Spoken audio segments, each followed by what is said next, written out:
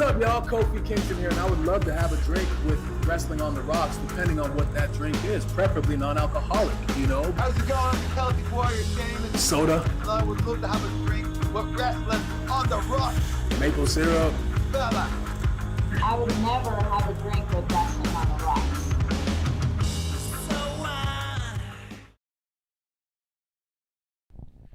Welcome back to episode 1.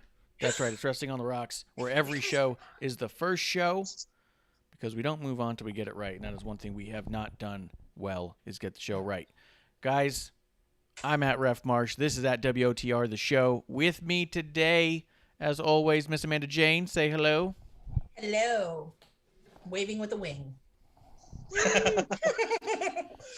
And as per the semi-huge as of late, lots been going on with Clump in his life, so we've been having an on-call stand-in, as it seems. JustinTime211, he's back. Say hello, man. What's up? Episode 1, Indulgers. Justin Time here. It's exciting to be on the first episode. Episode 1. Yeah. Gotta love it. No pressure. Right? Yeah, no pressure. No You gotta pressure. love it. Episode 1. Best way to kick off, to end your night. Yeah, it's a nice way. Nice little thing to do. I apologize for the lighting, and I'm noticing the coloring. I look sunburnt. I promise I'm not sunburnt. But we're trying new stuff out around here, and this is what it looks like today. This is what it's just going to be. Doing it from the dungeon, live and burnt. Not even burnt. Oh, good Lord. No, this is the Shark family dungeon. But you know what? No At doubt. least you're not Wrestler Orange. That's a good point. I'm not Pete Dunne Orange by any means. Mm-hmm. Splinter Fox coming through. Ding dong. Hello. Welcome, Splinter Fox. Let's start off with the easy stuff. Hey, let's start with Justin. Justin, what's in your glass? What are you drinking? I have Sarnak Orange Cream Soda. Really freaking good. Sarnak? I don't know why it doesn't. Is that like specific to the coast thing? I guess so. I'm not really 100% sure. I don't think that's a nationwide soda. I don't think. Well, no, but I don't really drink it a lot. I just kind of occasionally grab it when I see it. Yeah. All right. All good. All good. Amanda, what are you drinking? What's in your glass? Amanda's gone. Justin, you still there with me? Yeah, I'm here. here. You know There what? we go. Oh, there we go. You know what? Technology is not my friend today. It's episode 1. It's good. It's Let me tell episode you. 1. I mean, we've busted all the lights out. We've burned me with. The technology is not on our side today, but it's only episode 1, so it's no big deal. So Yes. go ahead. What's in your glass? Oh, in my class? Yes. You. Me. Well, see, part of the reason why I accidentally signed off of Zoom is because I pre-gamed. And I told you guys on Twitter yesterday that for episode 1, I was going to pre-game. And boy, did I pre-game, because I have a nice triple. It was a shot. It wasn't even a shot. It was even more than that. But it was a lot of Woodford Reserve double barrel. So I'm chasing it down with a Coke and wings, garlic Parmesan wings, and a burger and onion rings. I was about to say, don't forget that burger. Yes, because I'm sorry, no sponsored, not sponsored this week. Hell yeah. Hell yeah. I'm going to finish off. We have Kraken we've been trying to get rid of for a while. So I'm going to finish off the Kraken, and I'm going to mix it with some Tiavana black tea, because I just wanted some black tea today, man. That's all I wanted. Let's see in the chat real quick. Spinner Fox says he's drinking water with lemonade. Wait, water with lemonade? It's water with with lemonade Mio water enhancement. It's those little squirts. Oh, You get a couple okay. little squirts up into your water, and now you got a whole new drink. Oh, It's like Well- watered down lemonade. Yeah, little that spritzes. doesn't make Like what? a lemonade diet if you put water in it. Yeah, it does. It cuts the sugar down. No, it doesn't. Yeah. Well- Producer lady is all about those little squirts as well. She gives a little spritz. Yeah, little spritz. Little water spritz. I don't know. Doesn't matter. Let's see. We got Leah Moonlight in the chat says she's having coffee with almond. I hope that that's not just like a almond flavoring. I hope that like she's literally having it like how people put a cherry in their sodas. I hope she's just got like an almond sitting on the top of her coffee drink. That's class. I tell you, that would be classy. That does sound pretty classy. Yeah, and Leah would be someone I would think that would do that. Me too. Bravo, if it's true. Oh no, she's got almond milk. I still think that she should put just a little almond on top, like a little half almond. It'll float.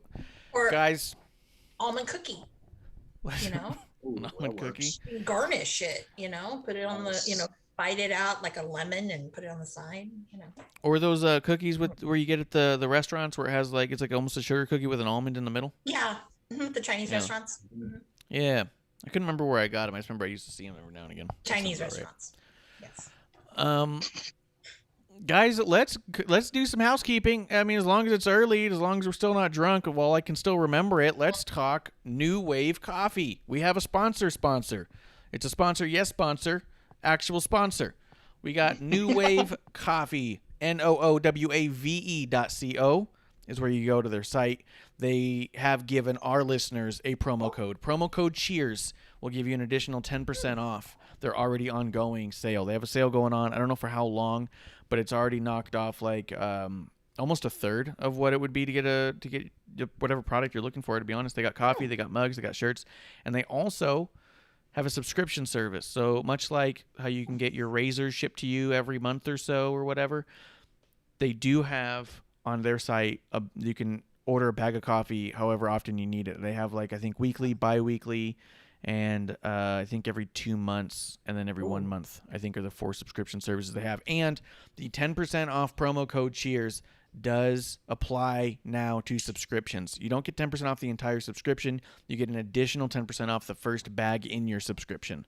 So check them out, guys. This is a really cool coffee. I tried it first, and then I liked it so much I reached out to the owner of it. The owner of it is an indie wrestler out in Florida, and he was trained by Lance Storm. So you support this coffee, you support indie wrestling, and we know how much we all like wrestling or you wouldn't be here. But this coffee, I decided to try it because I'd met the guy before in New York, and I saw he was endeavoring on this, and it looked like it was doing pretty good. And I was like, you know what, I really want to try it. So I bought a bag, and it was so good. I reached out to him and said, hey, do you have any problem if I shout it out on the air on my podcast? I was like, is it okay?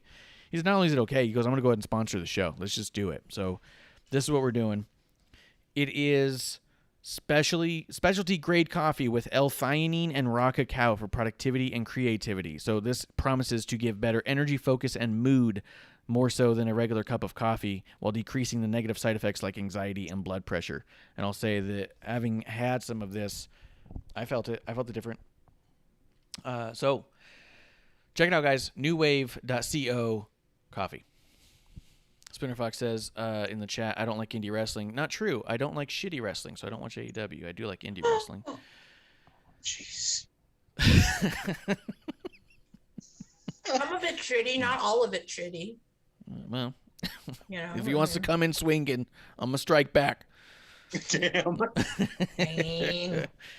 But Dang. let's talk a little about the news. Are you guys cool with that? Yeah. Definitely. Let's do it. Oh, I will throw this out just because we're still in the month. It is the month of June still. Capo Cagna Wine is doing 20% of all sales for the month is going to go to the Trevor Project for its crisis intervention, suicide prevention for LGBTQ youth. So since it is Pride Month, they are doing that. So if you're interested in getting some really good wine, they're doing it at a really good cause. So I'm worth checking out excited. Capo Cagna as well. I'm excited. I'm getting some. You are? You should. Mhm. You should definitely get some. Yeah. Get some coffee too. Let's talk news. A couple things. We'll just start with a simple thing and then get right into it, I think. Lio Rush announced the other day that he retired officially. He announced he got injured at Double or Nothing, and the injury was bad enough that it made him at least reevaluate. I don't think that it was so bad that it's like he's unable to wrestle because of his injury, but I think his injury is going to have him out long enough, and it made him reevaluate everything.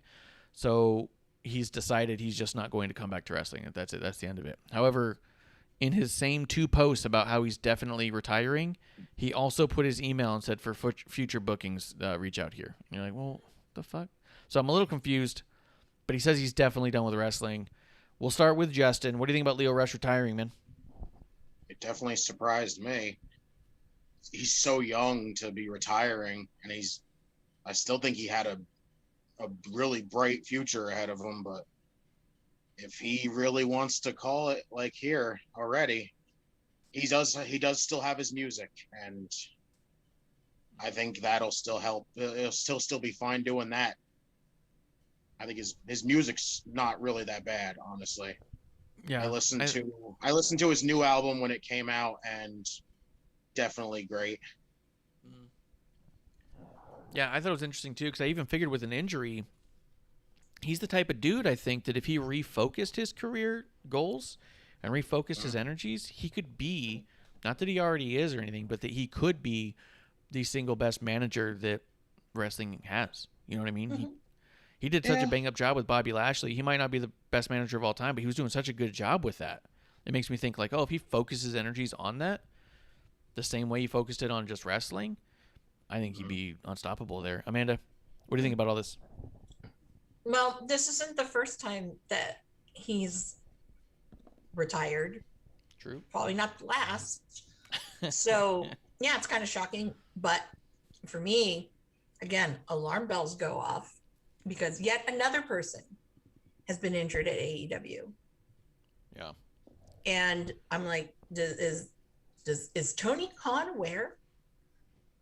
Does he really understand what's going on? Like, is his his doctors or whatever the hell they have, are they like saying, hey, dude, a lot of this is preventable?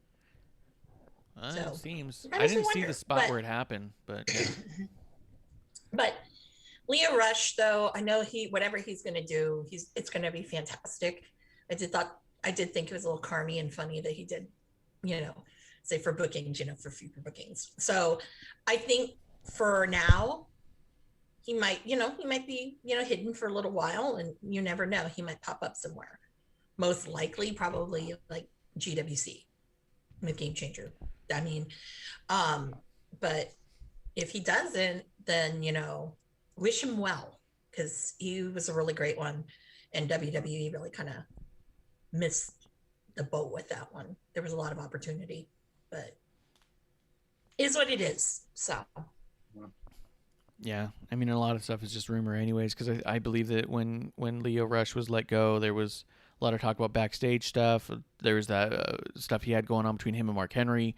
Then at the Casino Battle Royal, they both ended up tweeting that they had both talked in the back for a long time, Mark Henry and Lio Rush. So you just don't know, man. I mean, obviously, we're not insiders. We don't pretend to be, and it's all rumors, and we just don't know what's true or what's not. But it does seem like there was a lot going on there. Otherwise, the rumblings wouldn't happen. Let's see.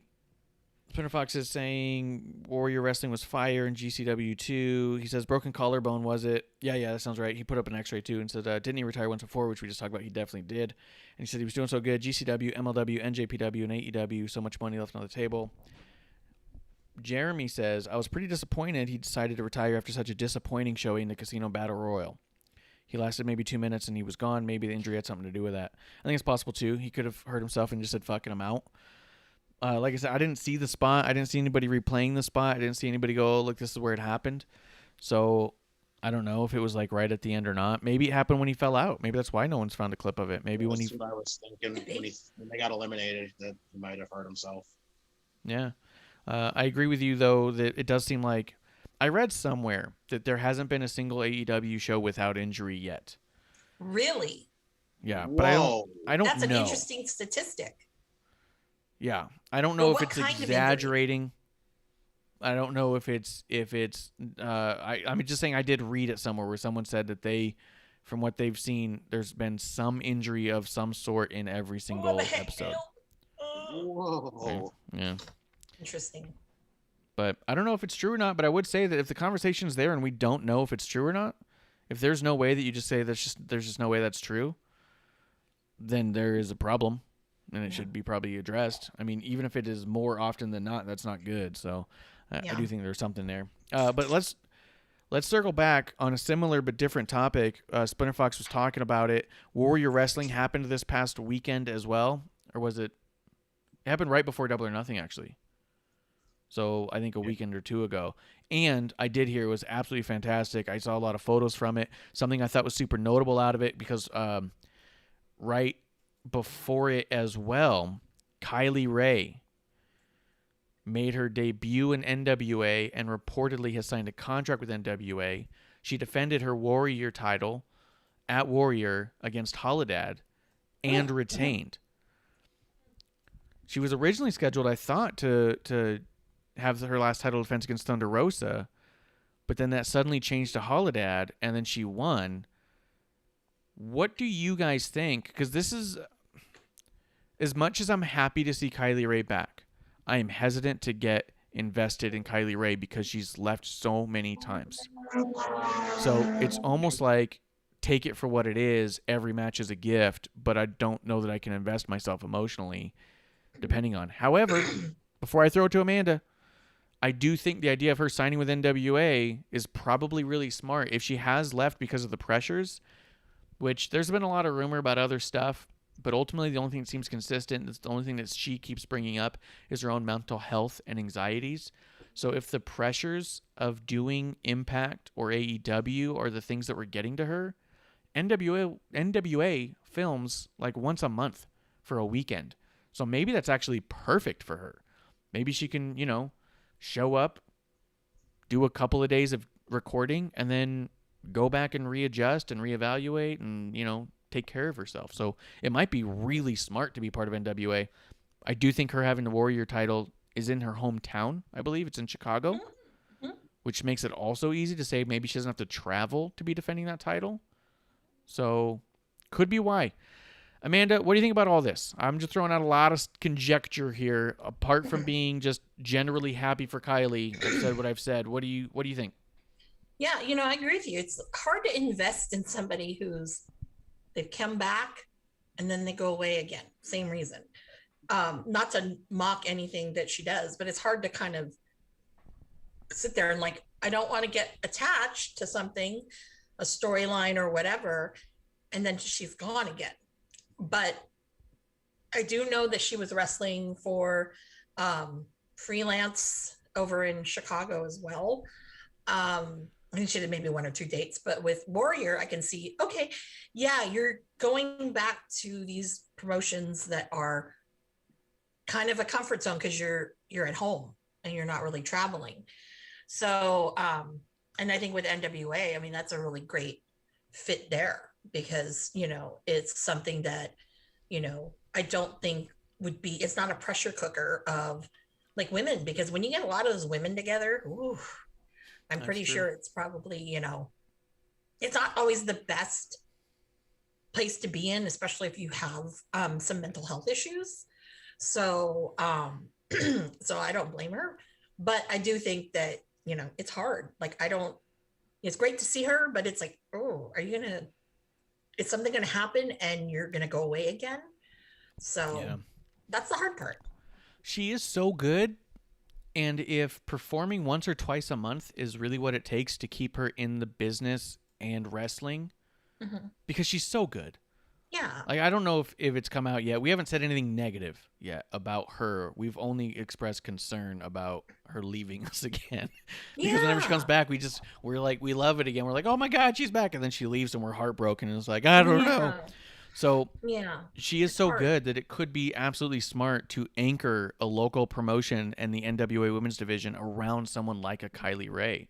Because Thunder Rosa is clearly not staying with the NWA. There's no doubt about it.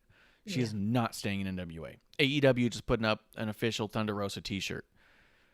Yeah. So she's not staying. Camille is good. Yeah. She's still really new. I don't think she's even had a dozen matches ever. No, she's maybe had less than 7. Yeah. I don't think she's had any more than that. Very few. I think that anchoring an entire women's division on Camille could be shaky, but I think you have Camille and Kylie, and you bring in some of those other people like they had before. Maybe bring back Ashley Vox if she's willing to. She's been on AEW Dark. Melina could be a good voice in the locker room. You know what I mean? So I think that it could be really smart to have her there, have her anchoring those things where she can teach the women who maybe don't have the same struggles that she has when it comes to the high pressure situations, but she can help everyone get those foundations, because outside of Mission Pro Wrestling, there's not a whole lot of great indie stuff that is as focused to women's wrestling as NWA was prior to, and Mission Pro is. So if NWA can get back to being focused on a good women's division, they've already lost Allison Kay. They're going to lose Thunder Rosa. Who do you have left? You know what I mean? Well, Serena's probably going to hit the You got road Mickie now. James. Yeah, Serena's probably going to leave. You got Mickie James coming in, which could be good. You've got Camille, but Ashley Vox is gone. Marty Bell, I don't see her around there anymore. So it's kind of like, who do you have left? So Natasha Steeles is gone. we'll get there. Yeah, a lot of them are gone. But I will say this too as well, because obviously the pandemic really kind of affected what they do. But also you'll probably see Kylie Rae doing Shimmer, because I know Prazak still runs in Chicago. So so that's always something too. But obviously since the pandemic hit, you really didn't see that. So I think definitely that's one thing. Or if she partners with Kevin Harvey and is doing Rise with them, that could be good, because they have very limited travel and they mostly are in Chicago.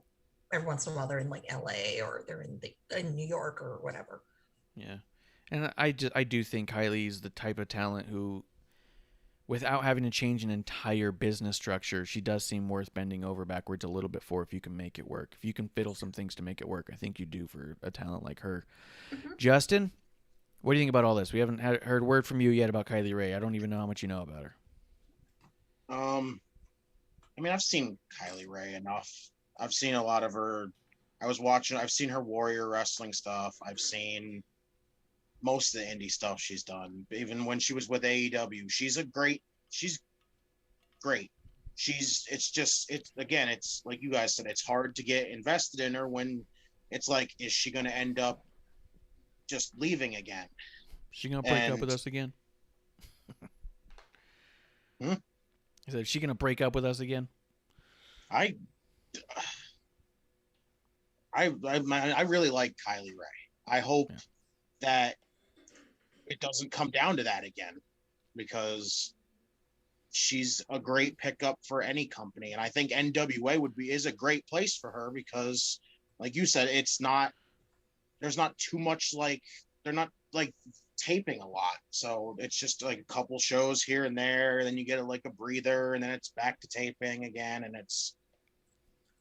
I think it'll kind of like calm her nerves a little bit, so she won't like have the urge to want to walk away again. Yeah. Do you know the scheduling for NWA, or no? It sounds like you're not sure how it works. So how it works is like what they did for the pay-per-view. The pay-per-view was on Saturday, on Sunday, I mean. On Saturday, they started a day of taping of TV segments to be for Power and Surge, and I don't know if they did another segment on there or not, but they filmed for those first. Then on Sunday they do the pay-per-view live, and then was the pay-per-view on Saturday? Am I schedule messed up? It was Saturday, wasn't it? It's Saturday, yeah. It was Saturday. So Friday they had tapings, Saturday they had the pay-per-view, and then Sunday and I think Monday, I think they dragged this one out to 4 days. They also had TV tapings, and so they do a long weekend. Friday, Saturday, Sunday at least. It sounded like, I thought they did Monday this week, this time around. Yeah. But previously it was always Friday, Saturday, Sunday. They film everything. They filmed 73 segments in there. So they have a month or two's worth of stuff to get them to the next pay-per-view. So if you were there at the tapings, they just tell you, hey, we can't stop you or make you not, but if you guys are here, you obviously love the show, you're obviously supportive, continue to do that by not leaking out literally everything that's happening. You know what I mean? So that's how they do it. And then they're not going to film again until the next pay-per-view. And then the next pay-per-view, they're going to do the same thing, a long weekend of filming for their next month's worth of stuff. So it really is like once a month. They just need you to go out there for a weekend, and then they do all that. So yeah, that's how NWA works. Like the reserves. The crazy thing about it though is, I remember seeing, because there was I seen people tweeting about the NWA show, and I seen a bunch of people that were saying that when Kylie got the win on the show, the crowd was booing her. And I'm like, you see, and I was like, oh, so this is not a good sign right here, because that, I feel like, is people turning on her because of her leaving so much. And that's not a good sign, because I feel like if that happens, it's going to make her go away again. Yeah, that's possible. It could also be because Thunder Rosa is that. I mean, she's absolutely, she's beloved in NWA. She is the NWA as far as they're concerned, and they don't want to see her go. They don't want to lose her. So if she takes any losses, they're booing, because they want whatever company Thunder Rosa is in to completely be behind Thunder Rosa. They want Thunder Rosa to be indie women's Brock Lesnar. Yeah. And I get it. I've met her. She's awesome. I've seen her wrestle. Incredible. I get it. But, there's going to be some give and take, especially like we said. Mm-hmm. I'm still mad about the pandemic and ruining the Crockett Cup. Yeah, me too. That's like I think it's part of the reason why I'm so sour on NWA, because I just didn't get that. That was the most emotionally invested I've been in anything in a really long time, and then I didn't get it. And now that they're giving me this other stuff that I don't care about as much at all, I'm just like, meh, forget it. Yeah. For me, it was, man, this is the probably most legitimate time or place that Marty could have a title, where people, because at the time, obviously ROH, he's booking the stuff. Yeah. You don't book your own self a title. I wish AEW would think about that one. You don't book yourself into that. Three EVPs and Cody, whatever you're doing. I'm sure he'll get a belt soon. But, it's just one of those things where I was looking forward to that. And not only just that, but like the first one was such an intense match, because one, they're friends. And two, I mean, it just was, it was pure artistry, I think. And, I don't know, maybe I'm weird and that's how I like my wrestling, but, I enjoyed it. And, not because I'm a squirrel girl, but just because it's, it was something that was going to be, like, I think pretty amazing. Yeah. No. I was also very sour when they gave Ricky Starks the TV belt, and then all of a sudden they took it off of him the next night. Yeah. Oh, yeah. Bullshit. But since we've moved on from Kylie, let's run through the chat real quick. For that, oh, go ahead. Is Amanda, you would probably know, is NWA and ROH still like working together? I want to say I don't. Yes and no. I don't think as much as they were, because you don't see the bouncers back. Yeah. Obviously Brody King, you would think that, he'd go back, but obviously he's doing a lot with New Japan now. Same with Tyler Bateman, etc. So I think it's still on the table, but I don't think it was as prominent, or is as prominent as it was pre-pandemic. Okay, so I was going to say, if it still is actually happening, because you were talking about outside of like Kylie Rae and Camille, who else would be in that division? Well, ROH is doing the whole women's thing. Maybe they'd send women over to NWA. Well, ROH's women division, if you want to talk about, okay, who's got a really pretty shitty one, ROH has dropped the ball quite a bit in the last, I'll say 5 years or so. Because at one point, they had Candice LeRae was signed, Jessica Havoc. And this is all in the same group of women. And a lot of the top tier women you see right now, and what happened? They shit the bed because they were trying to really promote Women of Honor, and they just kind of dropped the ball with it. So, and I think they thought that their solution was to bring back the beautiful people, call them the Allure, and and do all this other stuff that circle everything around. What's her name? Kelly Klein, who wasn't really that good at all. So, So, I mean, I don't know, because that women's thing, I'm very curious who they're going to bring in, but let's get to there. So let me stop you there. Like I was trying to say before we left the Kylie Rae segment, Splinter Fox did say, man, AEW would have been the move. I understand the travel would be a struggle. And I just wanted to point that out because she was signed with AEW. She was like the second woman to sign with AEW, and she left after the original Double or Nothing. So I would say that fantasy booking aside, AEW is not the right fit for every person, and she did not see it to be the right fit for whatever reason that was.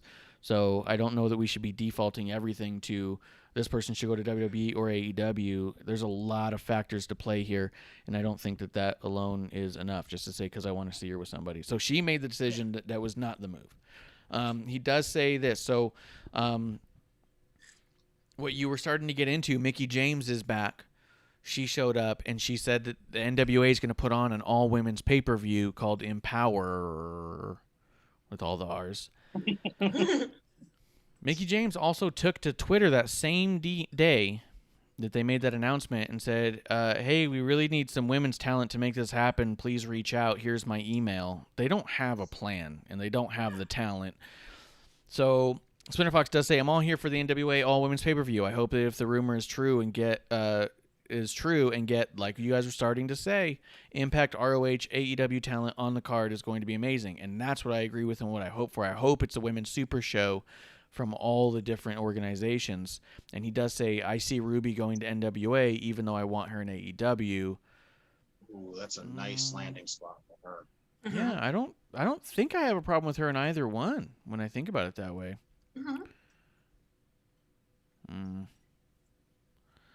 And then Splinter Fox says, I know she was there, but the travel was not good for her mental health. That's not what she said. Don't put words in her mouth. It just was not good for her mental health. She didn't say the travel was the problem. We don't know what the problem is, what it was. That's what I mean.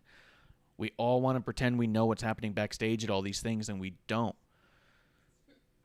That's all I'm saying, is we don't know why she said she couldn't work there, and she was very adamant about not explaining why she wasn't there. But she said that it was bad for her mental health being there. She never said that travel was a problem because she was traveling a shit ton before then. But she's also taken breaks since before. I'm asserting that less travel could be better for someone's mental health and could be a deciding factor on why someone decides to do something. But it was not the reason she gave on why she didn't do something. But all that aside, let's start with Amanda because you were going there. Empower the what? Is Amanda gone? No, she's there. She's probably chewing. Yeah, I was eating. I don't think you guys want to watch me shout out on wings.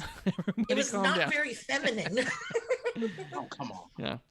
Yeah, no. I'll do the burger, but I won't wings. Yeah. It's a little intimate. It was good damn garlic. Damn it. And the ranch. Anyways, no, but when I saw that Mickie James was first of all, my first reaction was, about fucking time you join your old man, okay? And I've always loved Mickie James, and I think that I am very excited about it. But then I thought, wait a minute. If they don't partner with all these different promotions, who are you going to get? Yeah. That's my question. And I know, obviously, I don't think Mickey's going to wrestle from the way she was speaking about it, but I mean, hell, I'd love to see her, get in the ring with some of these women. Like, I think she's definitely wrestling. I think she's producing the show, and I think she's definitely wrestling. I think she has something to prove here. I think we're going to see the Iconics there. I think we're going to see Lana there. I think we're going to see Ruby Riott there. I think that this is absolutely in response to all of the dirt that Mickie James tried to kick up when she left and said, I said there should be an all-women show, a weekly show. Not even NWA wanted to do that. NWA said, we'll give you one pay-per-view. You know what I mean? Yeah. So everybody needs to calm down with all that stuff. But I do think that's what it is. I think it's going to be a super show, and it's going to be the indie evolution. And then I don't know if they're going to do it yearly or whatever, but I don't think we're going to see it as consistently as people are trying to pretend it's going to be. It's not going to with Billy Corgan, that's his promotion. That's not going to happen. But at least this way, it's a good litmus test to see, what people's reaction really is to when you have a good program of women, that's not NXT. It's not AEW. It's not whatever and whatever. But when you have a good collection of women, that might actually get someone a little bit more excited and maybe want to do something instead of say they want to do something. You know what I mean? Yeah. No, for sure. For sure. Justin, what do you think about all this? I think it's, I mean, yeah, it's good that we're gonna get it. I think Mickey is gonna be able to like handle this pretty well. It's just I don't know if it's gonna be a every year thing either, because I don't know if NWA would be willing to do that, but I think they could. Definitely, if fucking Billy Corgan was down for it. But it's gonna be a good thing, hopefully. And I think if they can get access to the other women like from like ROH and some people from Impact and maybe some AEW people, the show's gonna be great. Yeah, I do think it'll be good. I do. All right. Let me hit the I chat think a little bit. probably they'd bring people, some female wrestlers from Stardom. I think they might. I can see that happening. You know, I don't know. I don't know. I think there's every reason to believe that Mickey's just going to call in favors for her friends and just get all of her I think friends who so. lost their jobs this past year. You know what I mean? But let's see. Spinner Fox in the chat. He says, I see Ruby going. Oh, yeah, we did that one. He said, Indy Brock. That would mean Thunder Rosa would only wrestle once a month. How often do you think she wrestles now?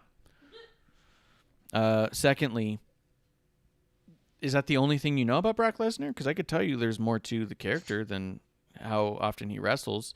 And I'll also say once a month is a generous number for Brock Lesnar. He wrestles way less than that. But So once a quarter? yeah, once a quarter. But they want Thunder Rosa to have the presence that Brock Lesnar has, where she shows up and people go, oh, shit, it's about to go down. She doesn't lose. She's unstoppable. That is the presence of Brock Lesnar. Whether he shows up once a month, once a week, once every 3 years, when Brock Lesnar music hit, everyone looks at each other and goes, oh, shit. That's the Thunder Rosa that people want across all of the companies that she floats through. You know what I mean? She does one match over AEW. She does a match over at NWA. They want every time you hear it, people to go, oh, shit. I think it'd be dope if she was like a lot more nomadic in that regard. So we'll see. We'll see what AEW lets her do when she signs there, because she's definitely half signed already. Let's see. Love to see her and Mickey at the NWA pay-per-view. That's what I want. Yeah, I think that's her what and Mickey would be the everyone move. I think wants and is expecting. Let's see. We'll see. ROH is hanging by a thread. Splinter Fox says they need to get the fans back ASAP. Yeah, I've not heard much about ROH and nothing good about them in a while, so I agree. Let They me need tell you fans about to give some life to ROH. it. You want to hit it? Tell you. All right.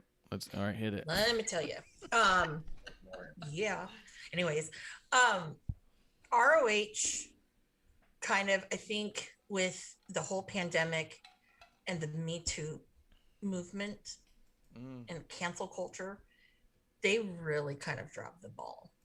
And I think that because a lot of different things came out and they're like, oh, we're going to investigate, which they did not investigate anything. They just decided to, let's part ways with people, or, you know, whatever and whatever. They had a lot of promises that were out there that they did not keep. With talent, they did that with. They did it with, you know, even with the fans, some of the buy-in that we were going to have. It's like, oh, it's going to be different. But then all of a sudden I'm like, okay, you're now reverting back to what made you suck a couple years ago. Is, you know, you have this big focus on, you know, Matt Taven or some of these people that are like, me on the West Coast, I'm like, I don't want to pay for people like that. I want marquee names. And yes, they did get a bunch of luchadors, but at the end of the day, you know, I mean, half of your roster now is people like, let's see, Ray Horace, Bandito, Flamita. Now Flamita, I think, is Evil Flamita or whatever the hell. I think that's stupid, but whatever. Yeah. And then you've got, you know, Los and Gobernob, well, whatever the hell they're calling themselves over there. And, you know, I'm like, okay, well, what else is there? because a lot of the really good talents they're not using, like LSG and, you know, a little bit, sometimes they use them, but, you know, but just people like that. And I'm like, hey, you know, a lot of people who are very loyal to you, you're not really loyal back to them. And I think that that's the biggest thing with ROH, and that's a turnoff for a lot of people is, you know, there's some kind of loyalty that you do have. And especially with some of those guys and girls that came in from the dojo, the ROH dojo, I think that that's a huge miss. So, you know, Who the fuck's Damon off at this point? Yeah, no one wants to work there. No one does, because they don't like Sinclair or whatever, or it's just the management is just shitty. Do you think it's time to call quits with ROH? Well, the fans have. I don't see them surviving. I actually, to be quite honest, I thought maybe Tony Khan would buy him up. Just because. I think WWE should, just to get that tape library. Yeah, almost true. all their big talent has amazing matches in the ROH library. Yeah. Matter of fact, they Scotty even Goldman. Yeah. Let's see. Splinter Fox does say, and we're gonna get back to you here, Justin. Splinter Fox does say, Deonna Purrazzo was at ROH. That was a ball drop. I don't see what people see in her. I'm gonna be honest. She's okay. I've never seen a Deonna match that I was like, oh, look how good she is. But you know, whatever. She's a champion somewhere, so that makes everyone happy. I think she's right where she ought to be. Splinter Fox does tell you, Amanda, not to worry. You don't need to black out your screen when you're eating because Little Rock's not watching. You don't have to be classy. So, well, thank you. He's like, you're amongst friends here. And Bishop's coming through. But Cheers. you never know who's watching. You know? Never know. Bruce Pritchard's always watching. We can tell. Mm-hmm. Cheers to Bishop coming through. TW Takes Podcast. Guys, let me throw it out there now because I don't ever tell you when I'm going to say it during the show. But there is a promo code if you go to twtakespodcast.com/TWTs for some terrible wrestling t-shirts. You can get them an additional 25% off with the promo code UNSUCKITCLUMP. Clump with a K. All one word. All the suck. So guys, go ahead and grab some of that too. It's really comfy shirts, and they come within like a couple days. It's ridiculous. Oh yeah. Except for if you get Teespring, they take a little longer. Yeah, if you get the good shirts. I'm just kidding. I'm just kidding. It's the one I designed. Let's see. Jeremy does say, I think it's a definite that Mickey and Nick Aldis will be the power couple and hold both titles for NWA. I think that it would be weird to me if that didn't happen because of how much Billy Corgan clearly loves Nick Aldis. He's the biggest Nick Aldis superfan, and it is just kind of a weird thing. No. What do you mean no? Well, no, because I mean the guy he's the face of their company, you know, and I think he's probably been the most loyal, really, of anybody to Billy. And I think why is that? He's been the most loyal because he's been paid the absolute most for the longest. But money doesn't always necessarily mean that someone's loyal to you. That's not the case. No, he knows that Nick Aldis was booted out of WWE and booted out of TNA. And Billy Corgan's like, I'll pay you what they were paying you if you be my NWA champion for as long as I need you to be. And he said, sure. Of course. And that's what it is. Yeah. But it was, like I said, it was, I definitely, I swear that it was planned that he wasn't going to be that champ. I swear. I think there's a possibility he would have dropped it for a bit, but I think he was going to get it back. Because I think the idea is Billy. Yeah. And Billy's whole thing. Billy thinks that Nick Aldis is the NWA. He thinks it's the Nick Wrestling Alliance. No. Like, that's 100% what that is. I mean, the fact that they just had him hold the title for 900 days so they could say he's one of the few champions to ever hold it for more than like 800 days, I was already like, fucking get out of here. I'm not listening to that. You literally didn't wrestle for over a year because of the pandemic, and you still want to count that time. I was looking at Ric Flair posted on his Twitter. If you go check out Ric Flair's Twitter, he posted his schedule when he was the NWA champion in '83. Tell me that schedule versus Nick Aldis' schedule. He works once a month. Yeah, if that. So, Aldis. Right? That's what I mean. I'm not impressed, and I mean, he's a good wrestler. He's a solid promo, but the NWA at this point is just Nick Aldis and Billy Corgan's thing, and whatever. I'll catch highlights. Well, you know, in a way, it's kind of like I'm kind of glad maybe that they didn't have that show, because obviously Marsh, you in the flesh saw Nick Aldis's disdain for me. Yeah, But it's true. And if he had won, oh my God, I would have rioted. Yeah. Hardcore. Hardcore. I wouldn't have blamed you though. Well, you know, I mean, honestly, like, yeah, if you would, I really wish that NWA would release those, because that interview that they did with Sean Mooney, and that was some real, like, Yeah, that was personal. that was intense. Yeah, and they never aired that. Yeah, that never got aired. I couldn't believe it. It was that was the first time I'd cried during a promo since ever, and it never even aired. No one even saw it. Justin, let's go to you. Yeah. And there wasn't even, almost nobody from the tapings even stayed. They moved us all over because they couldn't even get like 5 rows filled. Yeah, and it was the little side rows. Like they couldn't even get 20 people in there. And I was like, you guys just missed like the most impassioned thing. So it's just a shame, an absolute shame. Let's go over to Justin. Justin, I don't know if we got much out of you about the idea of Mickie James producing Empower, a WWE or an all women's pay-per-view for NWA. What do you think about all this? No, I think she'll be able to handle it. I know this is kind of like what she wanted for in WWE, like really badly, but I think NWA for her, I think her being there, they can make this work. I really do. I don't know if it's, like I said, I don't think it's going to be a yearly thing. If it's a big success, I can maybe see them debating on doing it like yearly, but I don't think it's going to be.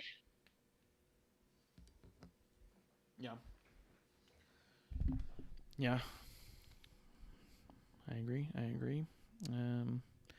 Let's see. Cinefox says, if COVID calms down this pay-per-view in August, they could get some great talent from around the world. There's so many connections. Yeah, I mean, if international travel, we've been hoping to open up. I think it's possible they call in a ton of favors and get a pretty good show up, but I think it's going to be a one-time thing, if I'm being honest.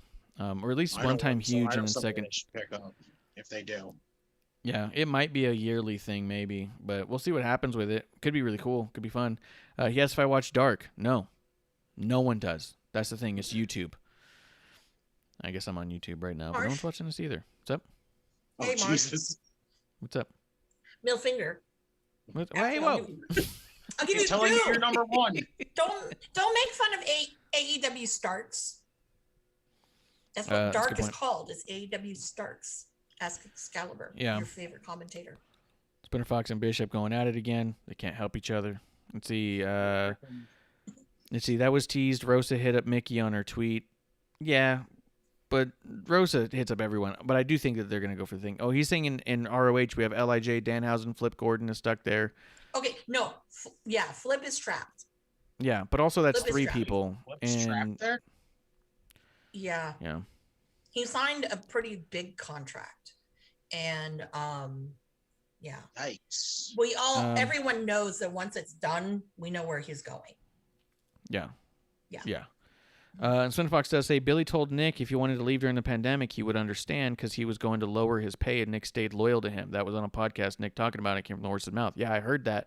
And what you also have to consider is that Billy did not pay anyone else besides Nick Aldis, and Nick Aldis had nowhere to go. So the idea that he stayed for slightly less pay during a time when he couldn't work anywhere else anyways, because at the time there was a freeze on WWE and AEW because they didn't know what was going to happen. All he did was stay loyal to the paycheck. I'm not impressed by it, to be honest. And he had a lot of shit to say about everybody else when he was on that podcast. Nick Aldis said, Billy pays me 6 digits because I'm worth that to him. If anybody else thinks that they should be getting paid, i.e. Thunder Rosa, then they need to work harder and prove it. So the fact that Thunder Rosa was not on the same salary that Nick Aldis was a fucking point of pride for him. So, yeah, I wasn't impressed by Nick saying, oh, yeah, I took a little pay tweak because it's back up to where it was when he started, man. He just stayed loyal to the paycheck. He didn't want to not get paid during the pandemic. Can't knock him, but can't say I'm impressed either. Yeah, I'm kind of over Nick Aldis with the championship reign right now. Yeah, I'm tired of it. You know what I was thinking? Does anybody know how many days that Zack Ryder has been the internet champion? Because I feel like that's just as viable of a championship as the NWA title at this point. There's got to be at least what, in the maybe 3,000s. Yeah, it's got to be. It's been a long time. Yeah, he's been there a long time. Mm-hmm. The crazy thing is that the NWA World's title to me was always the title that, even when it went away, it still meant more than most titles, and now it's just still, now it's back to its fucking like irrelevant stage, and it's really shitty. Have you, Justin and Marsh, have you guys seen the 7 levels of hate that Adam Pearce and Colt Cabana did about the with the NWA title? No. Okay, it's phenomenal. I think Pearce put it on YouTube now. Oh, YouTube's but good. What's really great is there's a whole backstory. I think Marquez has a lot to say in it too, because obviously he, hosted some of the matches. But it's really interesting about the politics and kind of the shade with it. So now it always makes me wonder with Billy Corgan and like with all this, it's like, is this just a political thing, or what? What are you doing? So yeah, no, I agree. And how the two of them walked away with, they put the belt down and walked away from it. Oh, that sounds awesome. I got to see that. Yeah, it's a real cool documentary. I gotta check that out now. Yeah, but Splinter Fox brings up a good point. Take Joe to NWA and have him take the title. I'd be reinvested immediately if Joe was the NWA champion. No. Oh, please do it. But we'll see. I know. And Bishop speculates that Zack Ryder's held the internet championship for 9 days. 9 days champion. 9 days. Then you gotta tell him to prove you wrong. Prove me wrong. Damn it, Bishop! You're not supposed to do that. But anything else you guys want to talk about? Any of that stuff, or you guys want to move forward? I like that conversation. I like when we get in the weeds about any stuff. Shingo Takagi is now the NJPW the champ over there. Hallelujah! That match was phenomenal. Yeah. Now, and that was one that not a lot of people were guessing. To be honest, when I saw people saying what are they going to do, that was not a heavily speculated one. I think Clump might have said it on episode 1. There you it was go. you, right? Mm-hmm. You yeah, sure did. You said it. You said but it. yeah, it wasn't a ton of people saying it, so I like that. I thought about you, Justin, when I saw him win. I'm like, oh yeah, I remember on episode 1. Yeah, you called. I was so happy. Also for Bishop, I'm gonna have some Elijah Craig right now because he's in the chat. So cheers to Bishop. All right, you guys talk about that because all I saw was some pictures. So Justin, talk about Shingo winning the title and then pitch it to Amanda. It was fucking phenomenal. Shingo and Amanda knows I fucking wanted Shingo to win it because it's no diss to Okada. I fucking think Okada's amazing, but I want to see some new people holding the championship. That's why when Ospreay won the title, I was like, cool, we're getting some new faces holding the IWGP title. And now Shingo's got it, and I hope he fucking goes all the way with it. To the moon, if you want. To the moon! See? What do you think, Amanda? Well, it's actually a pleasant surprise to see Shingo with it, especially because he's had some really last year and even parts of the beginning of this year. He's had some incredible matches, like some of his matches with Jeff Cobb. Holy shit. I mean, those were, wow. I mean, just amazing. And so I think that it's nice that they're looking towards other people, which is great. Because there's about like maybe 4 people I think that really should be kind of in that picture. And, obviously Shingo's one of them. Another one I think is Sonata. I mean, I've been saying for a long time that I think that Sonata, they're trying to groom to be like the next Okada. And I can see that with that happening. And I also think that if you're going to put the belt on another Gaijin again, I think they'll do it to Jeff Cobb. There's no way that I don't think that they wouldn't do that. But I think that might be a high possibility. And that'd be kind of cool.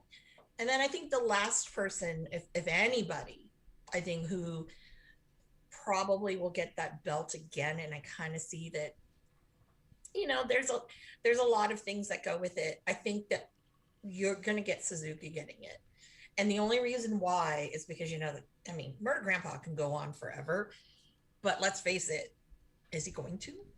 And it would be nice to see him in dominance, even if it's just for a couple of months.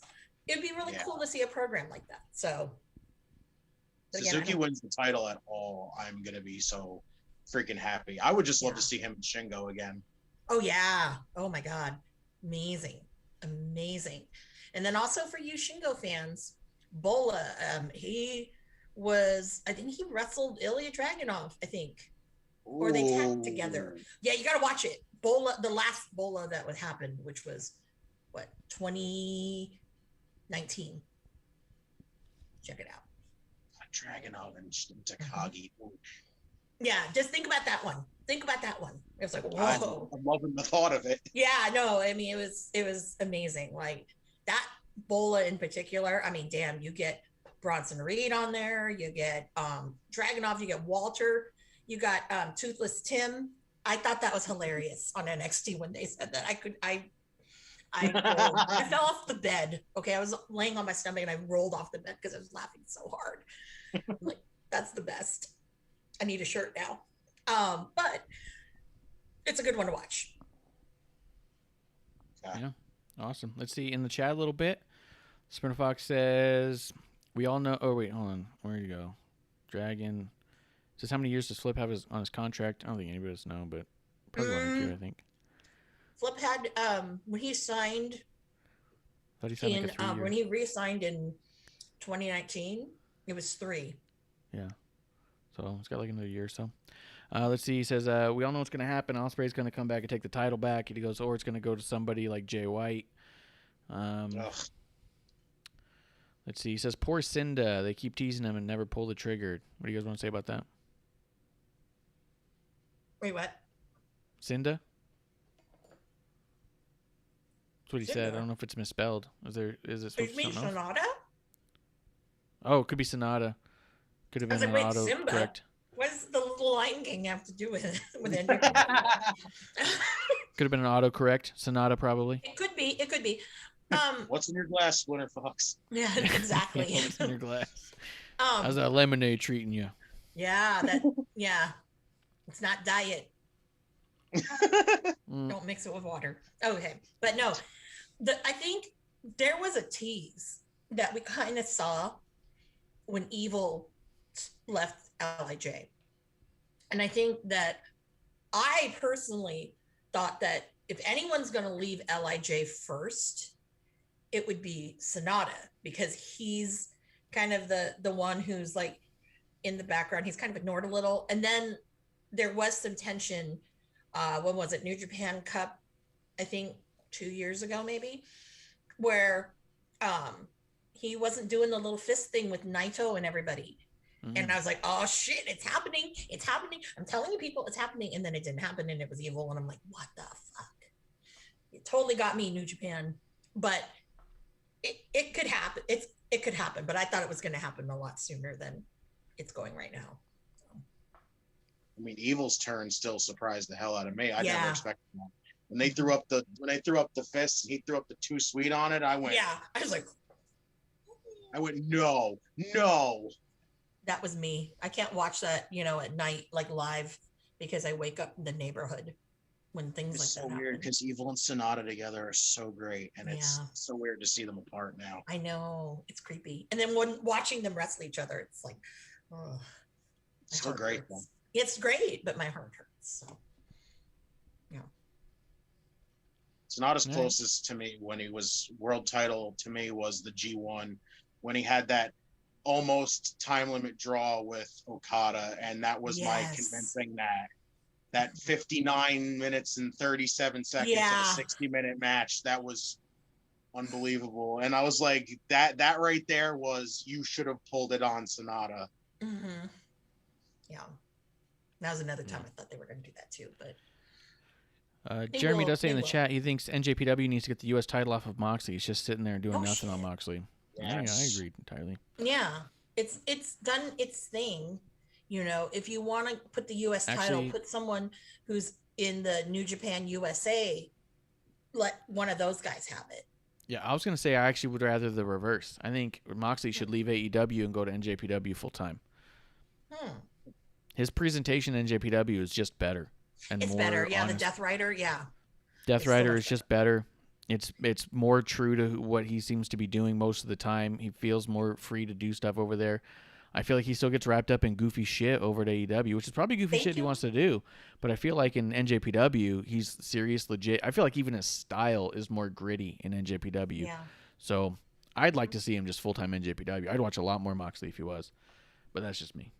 Yeah, and they don't... New Japan, well, except for Ocean Spray, they... yeah. If you hear people calling it came from me. Not from episode 1, but it came from me. Because my phone doesn't like him either. So, I mean, you know, they kind of really like threw him down your throat. But I think with other people, they don't do that really with. They kind of maybe did it with Kenny a little bit toward the end. But I think it was more because they really wanted him to stay. They didn't want him to go. That's true. But it's what it is. Yeah. Justin, anything on that? You guys want to move forward? I'm just gonna throw it out there quick and just say, yeah, I think it's time to get it off Mox. They're not even talking about it anymore on Dynamite. So what's the fucking point of him still holding on to it? Yeah, they only do it to pop a rating from time to time. You know what I mean? Like his match with Yuji Nagata was fine. It was nice in the idea that I didn't watch the whole thing because I couldn't even get to it before it was just. I forget what happened on that pay-per-view, or not pay-per-view, but just that Dynamite. Something happened with the Young Bucks and made me so upset. I just fuck it, I'm not watching this. Was that the Shawn Michaels incident? I think that's what it was. Yeah, they did the Shawn Michaels thing, and I was just like, I'm not watching this show anymore, and turned it off. But at the end of the day, it was like a nice thing for Mox and Yuji, but I don't think anybody was like, hey, this is a big deal. Like, it was cool. From the fan perspective of being fans of wrestlers who get to do what they want to do and knowing that Moxley wanted to do that. But from a wrestling storyline perspective or a wrestling perspective, it was okay. There wasn't a ton of story. There wasn't the greatest match of all time by any means. It was just nice to see some people wrestle together who wanted to wrestle together. And that's just kind of an unfortunate spot for a champion to be in, where they're not having stuff that's actually making waves or making... You know what I mean? And for a title to be there in that position where it's all like, oh, here's that title we used to have out in NJPW all the time, and now it's in a bag in a locker room most of the time, except for like twice a year when they pull it out to say, like, look, I'm a champion, sort of. So, yeah. I don't know. I like waiting for the day they're making Eddie carry it and drag it behind Mox. I'm waiting for that day. Yeah. Spinner Fox says, no, go ahead. Too much. Spinner Fox says Mox just wants to be everywhere. GCW, he will take on MDK. I honestly think that he'd be better off just not being a part of the AEW part. I think he did what he's going to do for AEW. I think he should disappear for a bit. Go do the GCW stuff, the NJPW stuff, really get gritty out there. I don't feel like he's trying to do a lot in AEW. I feel like he's biding his time. I feel like he's running out that contract. And I think that once he does, I don't think he should sign with AEW or WWE. I think he should do, like you said, be everywhere he wants to be. He's allowed to pop up at these places. I want him to have the ultimate freedom of, he did what he was going to do. He was world champion of AEW. What's he going to do now? Get it again? A second time? Is that going to mean anything? I think he wanted to be the guy to get it when he got it. And I think that he shouldn't re-sign with AEW. He should run off and do NJPW, do GCW, do the spring break stuff. Do crazy weird shit. Become this big anomaly on the indies where it's like, holy shit, where is Mox going to show up and who's he going to go with? I think that'd be incredible. Yeah. I'd like to see him do the carrot at WCW in Germany. That'd be interesting. The fuck's a carrot? The fuck? The carrot? Oh my God, it's this huge tournament. Oh. It's a singles tournament, 16 men, I think it is. And basically it's a very grueling tournament. That I know Zack Sabre Jr. won it a couple of years ago. Walters won it. But I know he's never done that. So I think that would be something because of his style that might work really well. But yeah, if you look on YouTube, you can see a lot of the WXW stuff. And I think, isn't there stuff on Peacock too? Maybe. Oh, maybe. Oh, Could be. no, because I thought WWE. Oh, got their WXW. right. Yeah. There's some of it there. Some of it's Okay, there. yeah, you might see some of the character, but definitely on YouTube you'll find some really cool nuggets. And they had a couple of really good tag tournaments too. A couple of years ago, I think it was 3 years ago or so, they had a really great international tag team like tournament. So it's a yearly tournament that they do. They do it at the Oberhausen, I think it is. I don't know. But it's a good thing to kind of watch. I see him doing that. I see, for some reason, I don't know, like we get Ebola again. I have a feeling that Mox is going to be Ebola. I don't want that because then it's going to be really hard to get a ticket. But I think that's something that it's on his list of, these are things I want, and he'll probably get it. So, but we'll see. Could be. Spinner Fox says he won't watch this night WWE. You're right. No, she wasn't telling me to watch it. She was telling you guys to watch it. Yeah. Don't get it twisted. You guys ready to move on? Talk about some other stuff? Yes. Let's talk AEW. That's primarily you guys. What we did not talk about last time, which we should talk about this time, is Mark Henry made his debut, signing with AEW. He said he's here to twist the screws, whatever that means. Spin them, twirl them. Says AEW's not broken. Then he was immediately shooed away and told to shut the fuck up, and he did. And Andrade came out. Well, Vicky Guerrero came out, yelled a whole bunch, mispronounced Andrade's name. He comes out and says, I'm the face of AEW, and leaves. A lot of question marks from me, but you guys are the ones who watched it. What do you think, Amanda? Then we'll go to Justin about Mark Henry and Andrade both signing with AEW.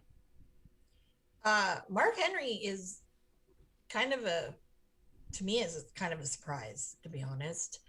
But it kind of makes sense because when you look at like Paul White, that, he's doing a lot of things that he didn't get to do before, and he's really excelling in it, and he's enjoying himself. So I think that maybe, that might have been some of the allure for Mark Henry, and it's going to be nice to see. And I think they said that he's going to be yet another show.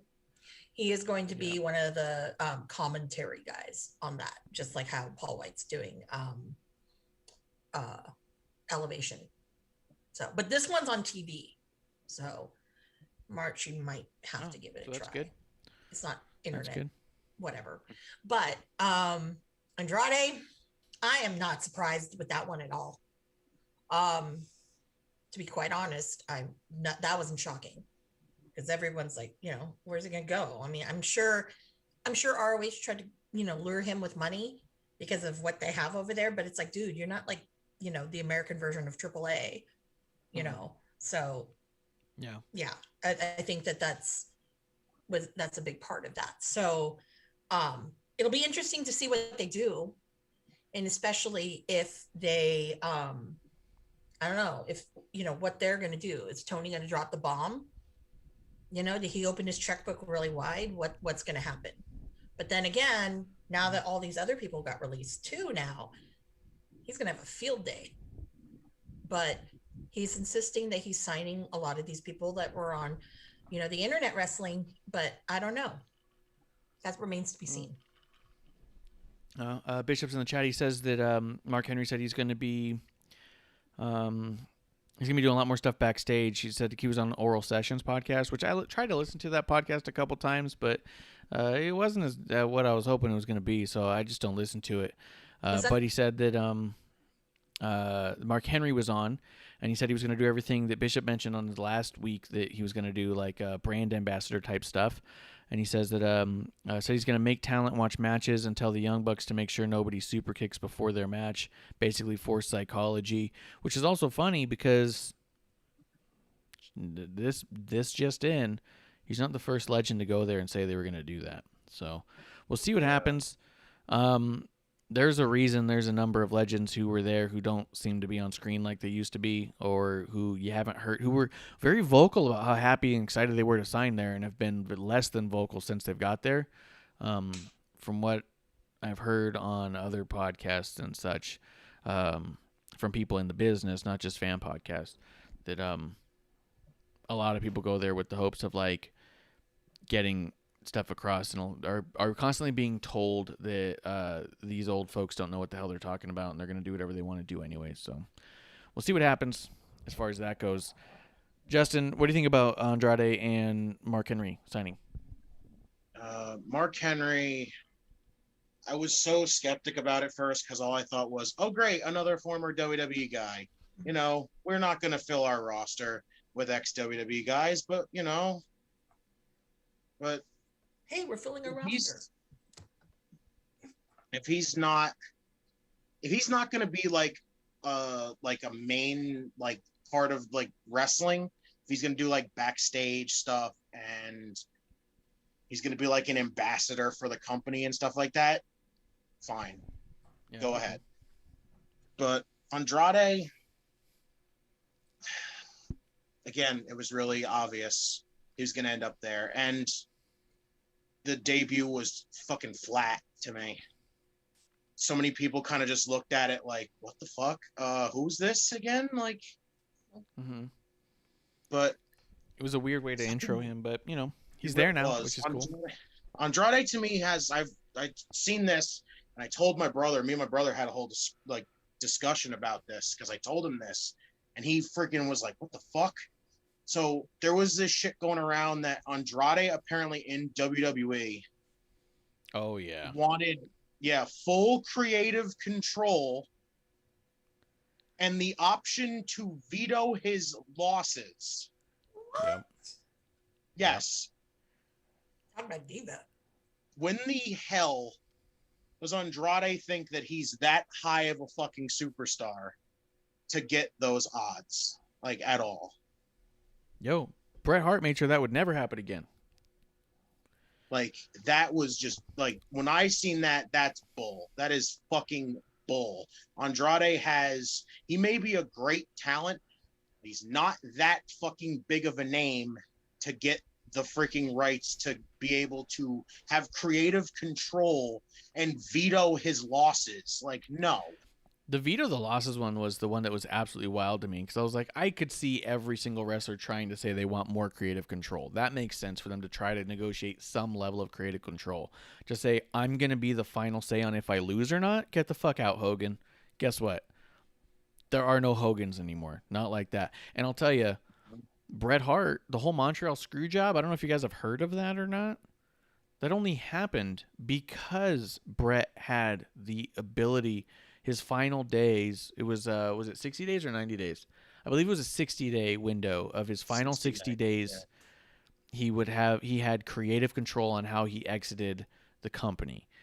And he was trying to flex that for all the other reasons. There's a whole lot more to that story, right? But the basis of what we're talking about here about the contract part, because I'm an expert in contracts because I don't understand contracts.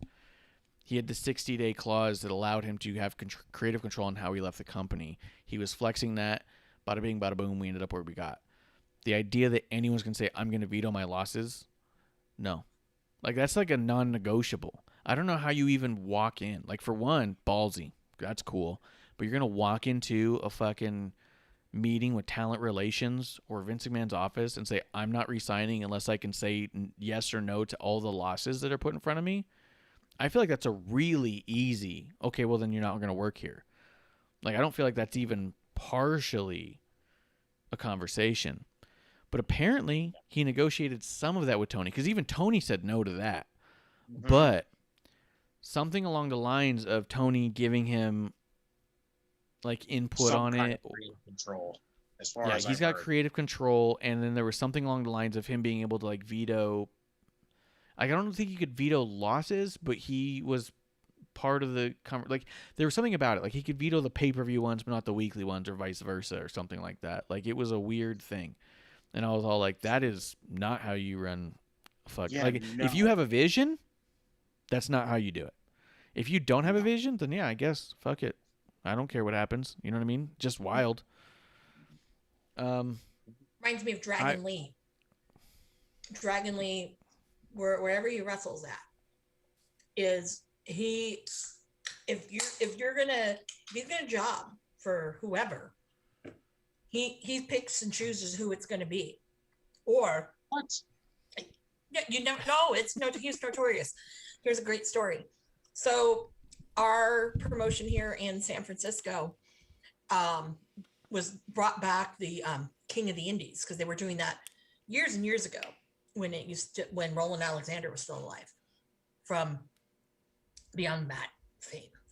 So they did a tournament, and in this tournament we had Taguchi was in it because New Japan was going to be running I think the next day or the week after or something. So he was in it.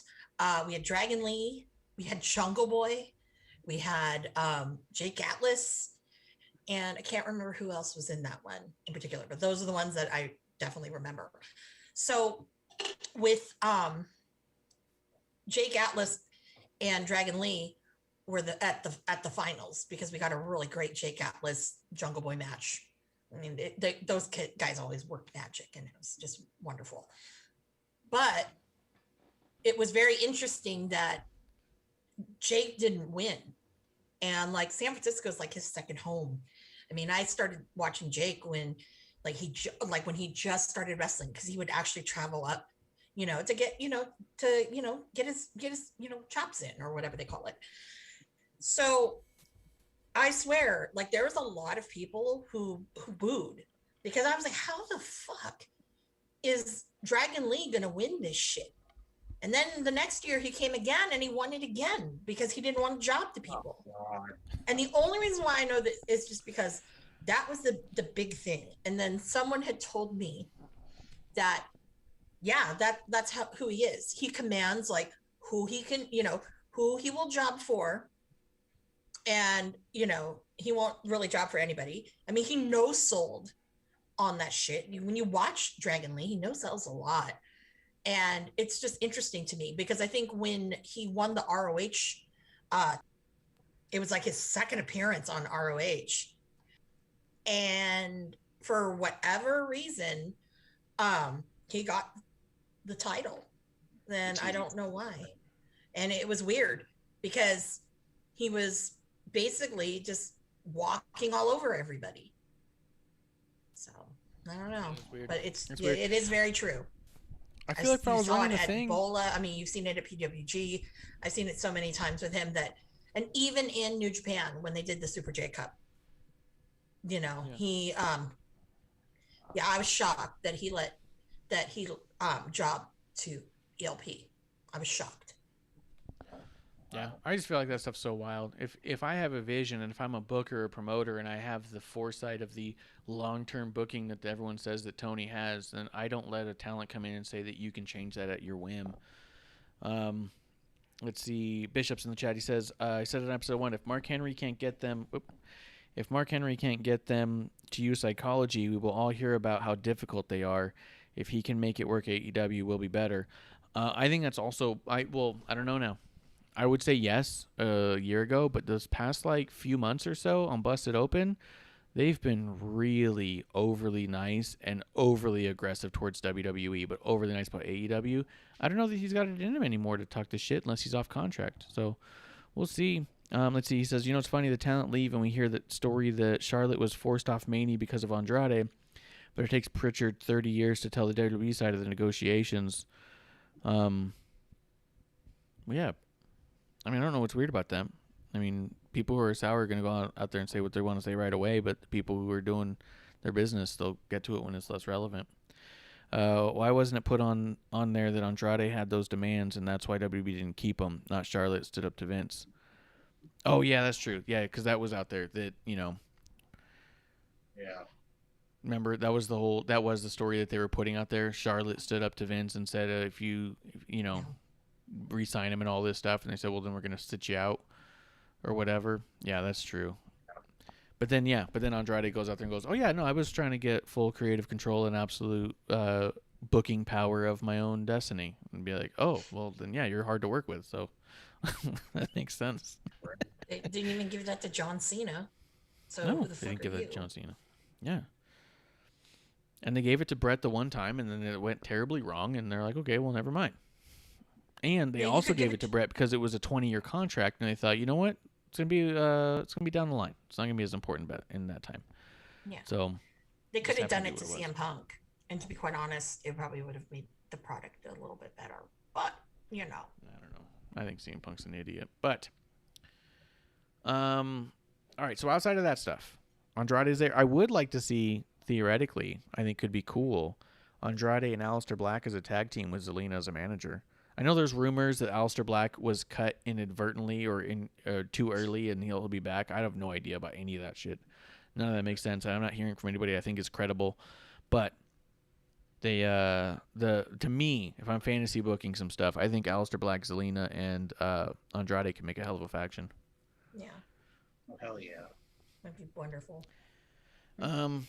Amanda and Justin, you guys want to talk about some highlights before we get into NXT? Any AEW Yeah, well, highlights? something interesting did happen. Speaking of all these Go ahead. WWE releases. So Miro cut this promo. I don't know if a lot of people caught it, but I sure did. Where he said something like, he was like saying, or like shout out to his beautiful wife. Yeah. I'm like, I see what you're doing. I see what you're doing. Yeah. So I would not be surprised if we see Lana sometime in the near future. For sure. Yeah. She don't even I have to thought that immediately wrestle. when she Just left. be I in was his like, oh, we're corner going to see again. her. Go ahead, Justin. What was that? I said you don't even have to wrestle. Just be No. in his corner like you used to again. Yeah. Yeah, but to be honest, Lana in her last couple of matches Yeah, she was getting good. was getting good. She was better than most of the AEW women's roster right now. I'm not gonna say all because there's a chunk of them that are good, but the majority of the women's wrestling I've seen over there not as good as Lana's been. Red Depends on who you're Velvet is talking not about. as good as Lana right now. I'm gonna be honest. No, because the good ones that they show are on the internet wrestling. Yes. And I can't tell The you the good last ones are time on I saw internet. Big Swole on Dynamite. She's awesome. Well, I guess I'll leave that She there was because this recent episode actually. No. Mm. But that's because she was with what, Kylan King? Yeah, and Yeah. Red Velvet.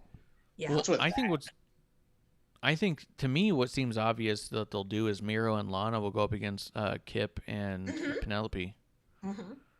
like a little mixed tag thing. Maybe to get some intergender wrestling in there. Could be cool. Could be interesting. I don't know. I don't know if I talked about it before. I think the smartest thing that Miro did, which seems weird in hindsight, all that horrible shit he did when he came in really separated him from the elite. And I don't mean like the elite class. I mean like literally the elite faction. Everything he did, all the stupid wedding shit, all the stupid best man stuff, really put him far and away from anybody in the elite. The Young Bucks, Paige, and Kenny. And those are clearly the darlings of Tony Khan. It gave him room to grow in a crazy way. You know what I mean? As much as all that other shit was stupid, that was like a fast track to the TNT title in a believable fashion. And now he can float around as a champion there and not have to interact with the elite at all because, what's happening with them. So, I don't know. I just thought it was really interesting, really cool. But I'll let you guys continue. Justin, anything you want to say about about the Lana stuff? Oh, wait, you did. You just think she should manage, which I think she'd be fine either way. I really do. Any other highlights from AEW, Amanda or Justin? Honestly, let's be real. I don't know what it is, but I can feel you on not wanting to watch lately because some of it is just like, what the hell are you doing? And and obviously for me, I'm like, I hate what they're doing with Eddie Kingston because I'm like, you're so much better than that, and that frustrates me. Yeah. And I'm a little frustrated with, I really don't care about Don Callis and all this crap with the Good Brothers and whatever, because you didn't give us anything that we thought we were going to get. Tony, what happened to this Forbidden Door? Obviously, you did not kick it down or even open it a tiny crack because what's going on? All we got out of you is like stupid promos, and now you're like really like obnoxious, He cut a promo on Nick Khan, so that was good. Yeah. Well, so I don't know. I mean, even like for me, like the Team Taz stuff is kind of exciting, but at the same time, it's like Just do it. You guys were gonna do this a while ago. Just do it. Do it and get it over with. Because what's the next one? The next one's All Out. I hope they don't do it there because I want to go. But if they do, bad because I can't go. But I think that's been a long time coming, and that needs to get resolved. His son also needs to be in the ring too, because I think he's better than some of the other people who are on TV. Luchasaurus. Thank you. I'm sorry. Ooh, excuse me. It's chicken wings. It's that parm. Is that garlic? It makes you choke. Yeah. Right in the throat. But yeah, no, I think that I do think that the internet options that we do have are quite better than what's on the normal program. Hopefully we see a shift with that new show coming out. AEW Thunder, I think it's called. Jeremy Really? says in the chat, it's not. He says the only thing that came from the Forbidden Door was AEW taking Impact's world title away from them and taking Don Callis and Anderson Gallows away. Yeah, I mean, it was weird. But, Justin, any highlights Gallows from and AEW you want to throw out there? Gallows and Anderson being on the show is just kind of pointless anymore. Yeah. I don't even know what they're not even doing any fucking thing. They just come out, Gallows with his stupid fucking earrings and stuff like that. Yeah. Fuck off with They're this making nonsense. that money. Like, it felt like a throwaway show. It wasn't really nothing like that was anything like of importance. Like, the only thing I got so far, like, even did you see the announcement from Impact? No. So Moose won the number one contendership match. Okay. And it's supposed to be facing Kenny.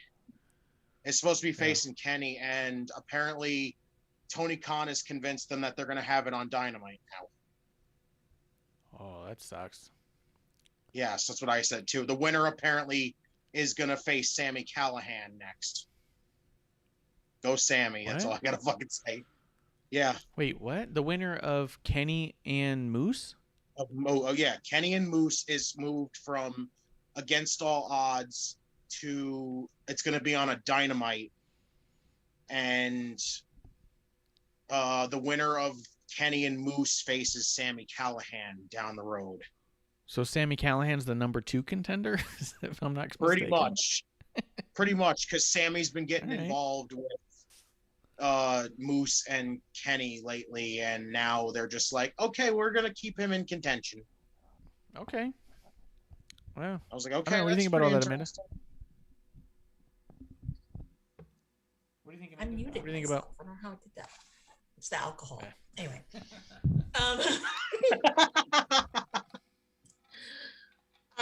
I don't see Moose beating Kenny Omega.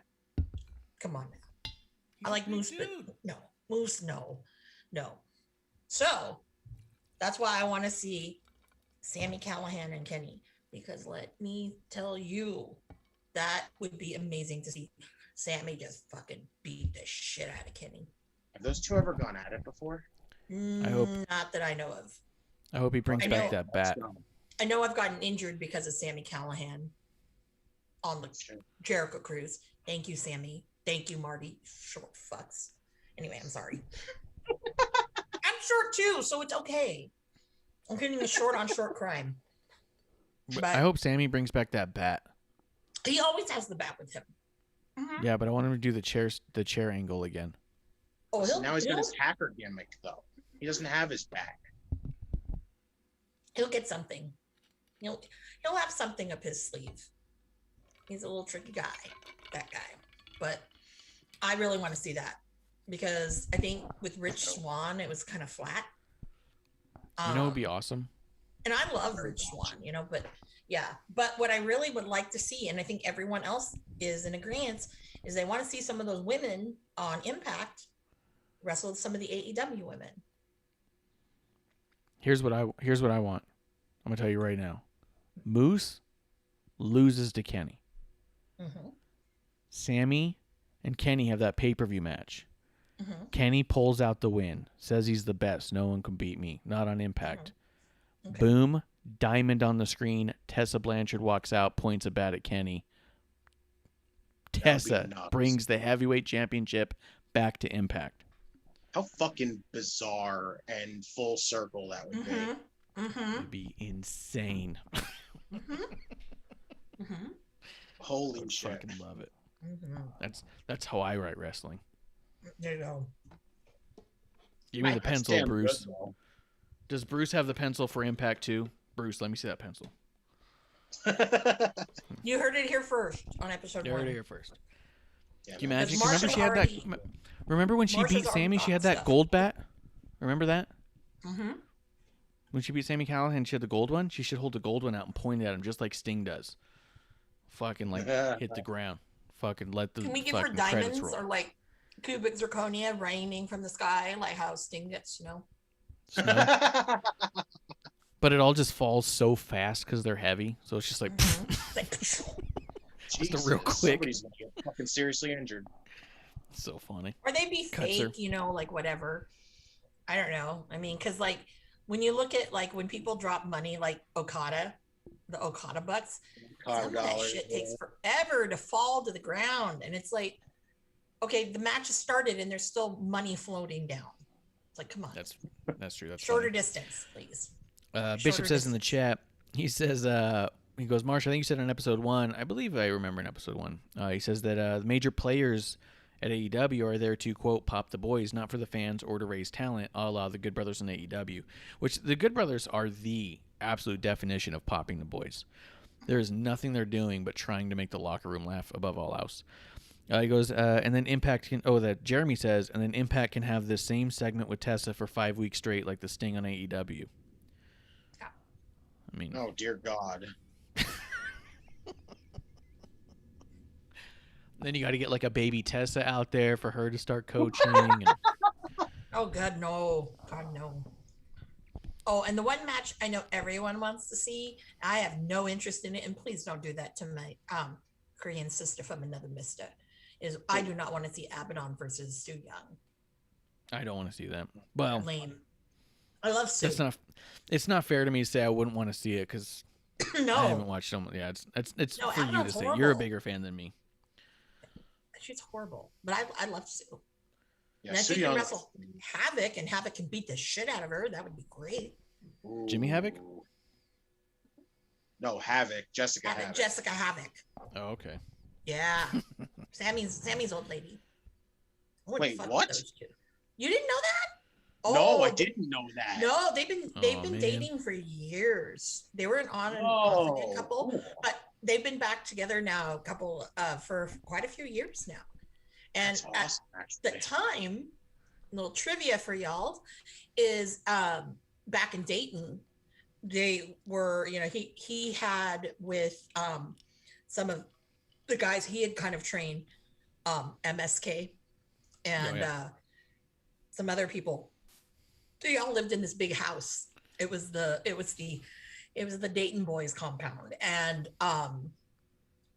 it was really, really cool. And they would like go on, play, video games and whatever they still do, and whatnot. But yeah, no, she and him got back together because I knew they were together a couple before, and they had broken up, and they'd gotten back together. But Awesome. yeah, Actually. yeah, they're a good couple. I like them a lot, the two of them. Anything else in AEW you guys want to talk about? Well, excuse me, internet wrestling. We saw someone debut this week against Lance Archer. We saw our friend Zicky Dice. Well, not my friend, not my friend, but yeah. Friend of the show. really, No. not my friend. No. He's almost never responded to us in any way. He's the one who ruined my poster. I could post a picture of it. He signed when I was getting everybody I could to sign the Hard Times poster. Anybody who was in the Hard Times pay-per-view when I was there, he grabbed a paint pen, opened it up, shook it really hard, pressed down, and it just like just fucking fucked up my poster. And then he took the money I gave him because I gave him like a $20 bill. He took the money I gave him and started wiping it in the ink, trying to get it to soak it up, thinking that somehow money was a paper towel, and it was just fucking weird. It was awesome. I mean, it was funny. It was funny. He That's was not freaking funny. out. He felt awful. He didn't cover anyone else's signature, so it's not like he ruined other people's stuff, but his signature looks like an absolute fucking mess. Well, that's what he is. He's an absolute fucking mess. Oh, it's I mean, outrageous. the guy actually can't, you can't take criticism very well. And you let a girl, I'll say girl, but actually I'm a woman, but you let a girl basically school you on the internet. And then you ran to a mutual friend and you're like, she's mean. And he's like, no, she speaks the truth. Yeah. Yeah. So I don't want to see him on AEW. And I was actually quite, not because I don't like him. I just, his gimmick, I still don't get. It's like kind of like Joey Ryan's crude older brother. Yeah. Or maybe younger brother. I don't know. It just doesn't work. He tried to do his little thing with the deck of cards with Lance Archer. I'm like, no, please don't do this stupid magic trick thing again. I thought you got rid of that. But no, he did that. And I really hope that, I really, really hope that he doesn't sign. Only because of the fact that he's not that good. He looked like he was already blown out like 2 minutes in. And I'm like, yeah, that's not a, no. And if Tony signs him, Tony's stupid. But a lot of people agree with me. So. A waste of money. We'll see. He definitely hasn't gotten in better shape. Let's see. Jeremy does say, did you see the petition that the hardcore AEW fan base made to get NWA games off of TNT so that AEW can, quote, get their viewers back? I did see the petition. I don't know if you guys saw it. Last I checked, the petition had been up since May and only had one signature. And I think it was the guy who made it. It's The like other up to thing like I saw, 20 now. That's about it. is it up to 20? Yeah, that's The it. other thing about it, what's the goal? Isn't it like 1,000? I think it's only 100. It's 100, right? Yeah. The goal is 100. And they're having a hard time get to 100 people to sign it to begin with. Secondly, do you think a petition with 100 signatures gets anything done? You can't get the cafeteria food to change at your middle school with 100 signatures. No. So I think that at the end of the day, it's at best a really good joke, and at worst, just almost hyperbole of the hardcore AEW fan base thinking there's more power there than there needs to be. The other thing is AEW is leaving TNT. I will say, as much as I don't watch AEW and as much as Splinter Fox gets mad that we even talk about AEW, I barely even say stuff on it most of the time. But so I let you guys talk about it. You're the one to watch it. Yeah. But I will say that I was really surprised at how low their viewership was on those Fridays. I thought they had a lot more hardcore viewers who were just going to watch them every time they're on. Nope. And I'll tell you, I will give them every benefit of the doubt. It's a Friday night. It's late at night. Cities are opening up. There's games going on. It was after SmackDown was already over. There is everything against them to get viewers. So the fact they got viewers at all is great. But it was a lot less than I anticipated. I was thinking they were going to get like 750, 800, somewhere in there. Made sense to me. Because I was like, well, that's kind of what they had when they were going contested. Like, I imagine that fan base was still there. They got 460 this time. They got 500 something the last time, 530, I think. And it's just, to me, it was a little bit of a surprise. It just, more than anything, it makes me super curious. What's going to happen when they go to TBS? How well is You that know? other show going to last? Well, they're doing Dynamite on a Saturday coming up. Oh, my God. Yeah, I know, but like Rampage, when it comes around, how's that going to handle? Yeah. Yeah, That's gonna is be on that going to be a Friday. success? No. It's going to be on Fridays, and those are both going to be on TNT until I think the end of the year. And then next year, they're both moving to TBS. Mhm. I'm just really curious. No, I thought wonder what's gonna Rampage was staying on TNT, and only Dynamite's moving to TBS. Yeah. What I And read was they'll that they do were 4 both ending up on TBS. Eventually, yeah. But they're also doing 4 major, or what they call major shows on TNT a year. So 1 a quarter. This is maybe a weird thing, but would you even want to do that? Like, if you get your fan base conditioned to watch you a certain night of the year or of the week, every week, would you want 4 times a year for them not to be able to find you? You know what I mean? Like, I feel like, why would you want to be like, hey, we're going to move it 4 times a year because it's a big deal? Like, that seems more risky. Mm-hmm. Mm-hmm. But I think they're trying to make it more of like a pay-per-view type of show. Yeah, which is why you'd want to keep it where people can find it. Mm-hmm. But I think TNT's in more households than TBS, so I'll give them that. Mm-hmm. So, I don't know. Probably. Don't know. Well, at least they're not anything on else? Ray Network, like Lucha Underground was. That's a good point. Anything else happen on any of the AEW stuff you guys want to throw out? Either of you guys? No, but Bitchy Ricky is best Ricky, as I said on episode 1. Always. Yeah. It's going to be interesting who's actually going to be the one that leaves Team Taz. I know who I want to leave Team Taz. But, Taz? That'd be great. His son, that'd be great. Who Damn knew? it. Yeah, his son. Dad, you fucking suck. Suplexes his dad. Be so fucking crazy. Dr. Hajime on him. That'd be so sick, dude. Justin, anything else happening in AEW you want to talk about? Nope.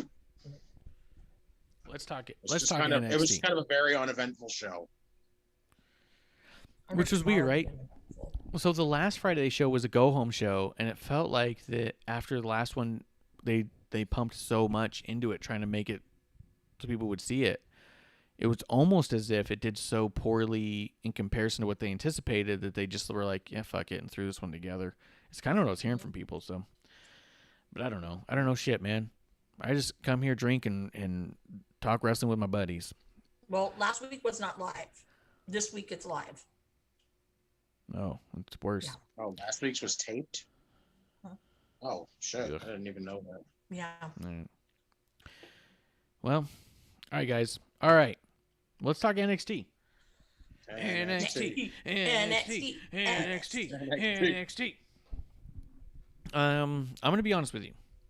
This is a go-home show for a pay-per-view. It felt to me, correct me if I'm wrong, it did a decent job of getting me excited about stuff that's happening on TakeOver, the pay-per-view. But it was overall kind of a middle-of-the-road episode. It was like almost a lot of... I mean, I don't know. Maybe I just don't know what I expect out of a big show. It didn't feel like an NXT show. It didn't feel like as much was happening, but it felt like a lot of promos. And not even like promos in that a lot of talking, but just like a lot of work to make something seem more important on Sunday, which is probably ideal for a go-home show. But I'll tell you, after the show, producer told me that she thought the show wasn't as good as she thought it was going to be. Mm-hmm. And I remember feeling that way, but I did say, but at the end of the day, it wasn't very exciting. Maybe that's what it was. It was low excitement, but a lot of build. Is that what it was? Am I way off on that? Justin, what do you think? No, that sounds about right, honestly. It wasn't really like... It just felt like we're just trying to get to TakeOver at this point. Right? They just kind of built what they could, like, throw out there on the last, like, stretch, and... that was it.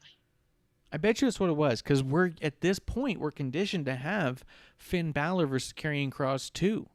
We're conditioned to have Balor and Kyle O'Reilly. Like, we're having literal matches of the year candidates on a Dynamite, and then you get this show where you're all like, yeah, but TakeOver's going to be good. You know what I mean?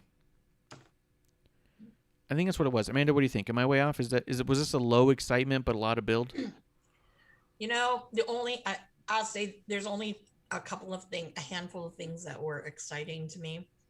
Obviously, the whole, like, the vignettes with LA Knight and with Cameron Grimes. Yes. So that was money. That was beautiful. Was that fucking perfection? You know what? I've watched that thing now 4 or 5 times. I love it. And then that whole thing, you know, when they actually were interacting with Ted, we found out some ladder match. Ted DiBiase. Yeah. Mm-hmm.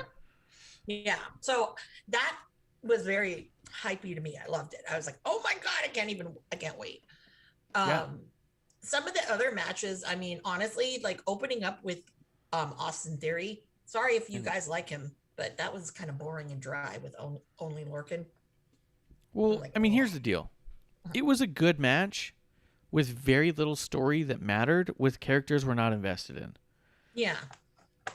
True. So yeah, it was heel. heel versus heel, two really fantastic wrestlers with absolutely nothing behind it. This was just like, hey, do you think Austin Theory and Oni Lorcan could have a good match? I do. Well, let's see it. Should we do any kind of story with it? No. This felt like a tournament match. You know what I mean? Yeah. But there's no tournament. So you just kind of watched it and went, okay. Because where does it go? Nowhere. And I'll give you this. There was that whole Triple H thing that came out today where he had this whole call, and he said a lot of NXT fans, he goes, wrestling fans will ruin it for themselves. They always want to know what's going to be next and what's happening next, and they don't allow themselves to enjoy the moment. I agree with that in a lot of ways, but there are some ways where you watch a match with no emotion because there's no what's next, right? There's sometimes where we can't figure out what's next and we ruin it for ourselves because, well, I don't know where it's going, so fuck it. No. There was literally no what's next here.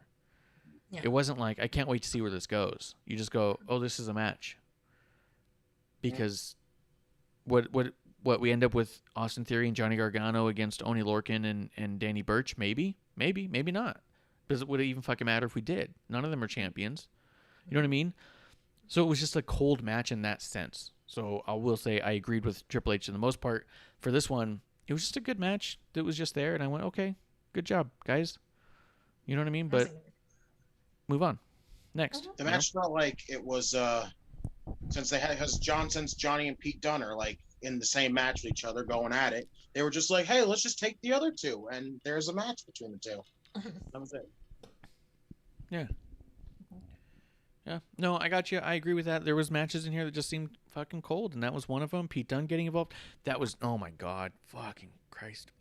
Can you guys, either one of you, do either one of you love Johnny Gargano? Oh, hell no. I do. I like Johnny. Justin, okay, good. No, that's good. That's the whole point of this. This is a dive bar where we want to have differing opinions and not dive down each other's throats about it. We want to get to know. I don't get it, man. I want you to help me here. When I'm watching this bit with Pete Dunne and Gargano was being pulled away from Pete Dunne by nothing. There was one point where a referee put his hand on his hip, one hand on one hip of Gargano, and he went flying backwards like he was just being tackled by a dude. Gargano, to me, and I want you to help me see it the way you see it, he comes off like a high school play. He's overacting. He's childish. He seems so heavily scripted, and he's trying so hard. Everything seems so forced. I don't see it. I don't get it. I don't find him funny. Nothing looks natural. When he was punching Pete Dunne, he was nowhere near him. So everything he does looks phony to me. Dude, what am I missing, or are you just seeing it differently than I see it? I mean, he does occasionally. It feels like he's getting carried away. He's trying to be too funny, and that's Johnny's never been that before this. And it's just like now he's like, oh, you always want to see the funny side of me. You don't have to get carried away with it. It makes you look like a goof. And that could be. That's how because he gets carried away with it. Okay, and that's fair. And I'm not trying to say somebody's wrong for liking Gargano. A lot of people think he's fantastic. I do think I could see that for sure because I know for a fact I'm much more critical of comedy than I am of wrestling. But That's not even comedy, though. well, that's what I mean. He's trying to portray it like it's comedy, and to me, it's like, oh, do you want to tell jokes? Because I have a different bar for that. I judge that differently, and so I wonder if I'm judging Gargano way too harshly because he's trying to be a comedian and he's just not that. No. You know what I mean? Mm-hmm. I don't think so. So that could be. Here's my problem with Gargano matches is they're so heavily, obviously choreographed, and Gargano does not move naturally. He forces himself into every position. You'll literally see him run to another place to be there to be hit by somebody. Mhm. And it doesn't look like he's just trying to get there for any other reason. He goes there, stands, waits, and puts his hand up. Do you not see that when? And this isn't like a patronizing like what are you dumb, Justin? It's not that. Is that not what you're seeing when you're watching it? Does it look way more natural to you when you see it? See, like I said, I like Johnny, but his matches sometimes they're way overbooked. They Okay. go too long. He's kicking out too much. He's doing all this freaking shit. He looks like he's just kind of like leading himself into the next spot. It's Yeah. weird. It's really Okay. weird. Like after a while, you get like kind of lost in it, and then you're just like, and it, like when it starts picking up, his matches start picking up, you get into it, and then it's just Okay. like you don't really see it. But then there's times when you sit Okay. there and you look at it, you go, all right, he walked into that spot. He's Yeah. kind of whiffing him there. He's doing this, and then it's just Okay. So I think the difference is that I get caught up on it and then check out. And you, which is not a negative thing, it's actually a positive thing. You just like grit and bear it until it picks up and you can get lost in it. And I do the opposite. You know what I mean? Does that make sense? yeah. Because I think it's probably better the way you watch it, where you go, okay, here's where the dumb stuff is, but after the dumb stuff, it really gets going. You know what I mean? Like, and then I love it. Like, okay, cool. But for me, like the beginning, like is too much of that to where I go, all right, well, I'm done now, and I'll stop paying attention. I'll start looking at my phone. I'll grab a drink. You know what I mean? Like I'll do that. Where you maybe check your phone in the beginning and then get invested. You know what I mean? Mhm. Again, this isn't to like knock you or say you're wrong or anything or try to make you feel bad or nothing like that. I think, I mean, if I could enjoy literally everything I ever watched, that's the way to go. You know what I mean? Jeremy does say, I agree with you, Marsh. Oh, sorry, Justin, you're done for. You're an idiot. No, I'm kidding. I'm just kidding. He says, Gargano seems to be acting too much and playing too much into the goofy character that doesn't work for a lot of people, myself included. And Bishop says, I think you're both right. And that's where I think it is. You either, if you get Gargano, it's because you grin and bear it and get to the point where he starts doing his thing and you're lost. Or if you don't get Gargano, you check out so early you never get to experience what the other people are experiencing. And that's where I live. Does that make sense? Yeah, Yeah. or you can live where I live. And Yeah, where you live. it's like where I live, it's like, dude, what the fuck? Yeah. And then I Tone it down. ignore it altogether, you know? And I get pissed off when I have to be subjected to it. Mm-hmm. That's my neighborhood. You're like, tone it down. Tone it down. Damn Yeah, it, Gargano. no. Calm down. No. Yeah, I'm sorry that I'd rather see his wife like be in it so she can like, I don't know, make it actually kind of work. Yeah. But yeah, no.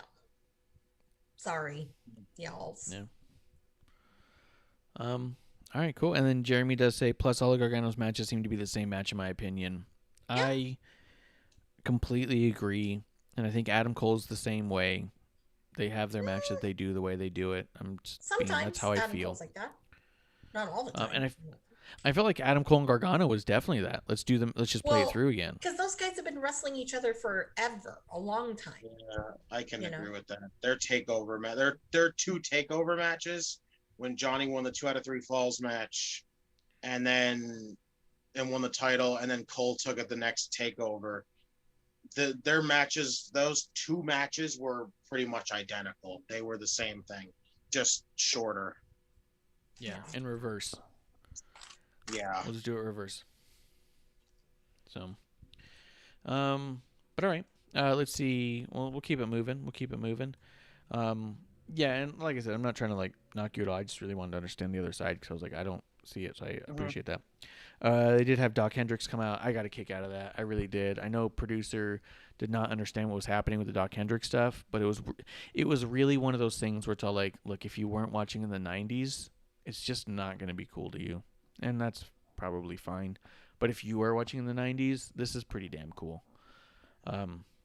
So it's one of those little nuggets for people. But let's see. Bishop does say in there he thinks that the IWC overrates Candice. I think I would hear the argument, to be honest. Like, Why do you I think thought so, for a long Bishop? time. I'm curious. Why? I don't think so. Yeah. So I think it's either, this. I think it's this. Is you watch her matches in general, and they're not incredible, outstanding matches. You don't see a Candice match with any given person and think every match is fantastic. You don't always think. I mean, you don't always know if Candice is bringing out the absolute best people. You're not seeing like Sasha Banks Bailey matches out of Candice and someone she's worked with a dozen times. Her matches are good, but there's a lot to be read between the lines, I think. I think that when you really like scope out and watch the match almost from like a studying standpoint and not from just like an enjoyment standpoint, which is like the worst way to watch, you start to see how much she's doing in there and how much she's directing. So there's an impressive factor of there. I think she's constantly surrounded by people who are less skilled than her. And I think that brings down the vision of what she's doing, right? She's never in there with somebody as tenured and as skilled as she is. So she's constantly having to make up for other people. Yeah, Bishop says here, she's character heavy but not fluid or technically proficient. It seems that way because she's in the ring with a bunch of rookies, because she's being utilized to bring up the next class, not to highlight herself. If she was the women's champion instead of Io this past year, you would be thinking of her the way you think of Io. Candice is prepping people for Io. That's what she's been doing. She's the feeder system for Io. I think she has the short end of the stick on it. I really do. I would say that I thought she was overrated for a long time, but I started seeing these little things she was doing, and I do think that her character work is fantastic right now. I love the details she has in this Pixie, and I think she's the only good thing that's in the way at all, to be honest, and we'll get to that in a second. But Bishop does say then she needs those matches. Dakota does it better. Dakota's also typically put with... I mean, Dakota, like... She just sells like nobody. But if I had to venture an argument, go ahead. To be fair with Candice LeRae and the indie scene, what she did on the indie scene is completely different than what she's doing in NXT, because she primarily was doing intergender. Very once in a while, she'd have a women's match here and there or whatever. But that was her thing, was the intergender things. And I think that everyone goes back and they think about matches like, the guerrilla warfare match that she and, an unnamed wrestler who I'm not going to name wrestled the Young Bucks. And I already named them though before earlier. Yeah. Mm-hmm. Oh, I did drop the name earlier. Oh God, what am I? Yes, you did. Oh, damn it. Okay, well, Joey Ryan. I don't know why I did that. Yeah, it's true. But no, I mean, and I think a lot of people, when they have this vision of Candice LeRae, and it's on shirts that she was selling at Pro Wrestling Tees, was her face all bloodied and her hair kind of almost like in shreds because there was so much blood. And I think that's the thumbtack super kick, right? Yeah, the thumbtack super kick. Right. And people look at that and they're like, whoa, that's Candice LeRae. Oh my God, so exciting. Like, because she took that punishment. Yeah.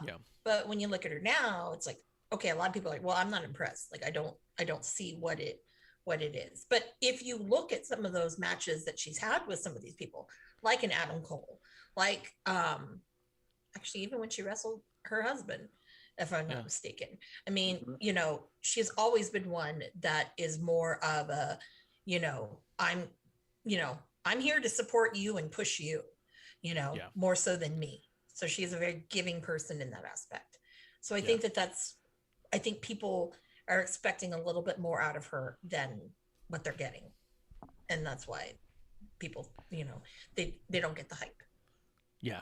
And I will say that the IWC is very much into the indie darling kind of concept. So they're going to send out these GIFs, these pictures, these moments from when she was on the indies, and they're not going to judge her based off what she's doing right now. They're going to judge her off of like those older things as well and hold on to that forever, which I think can be, just as positive as it is negative.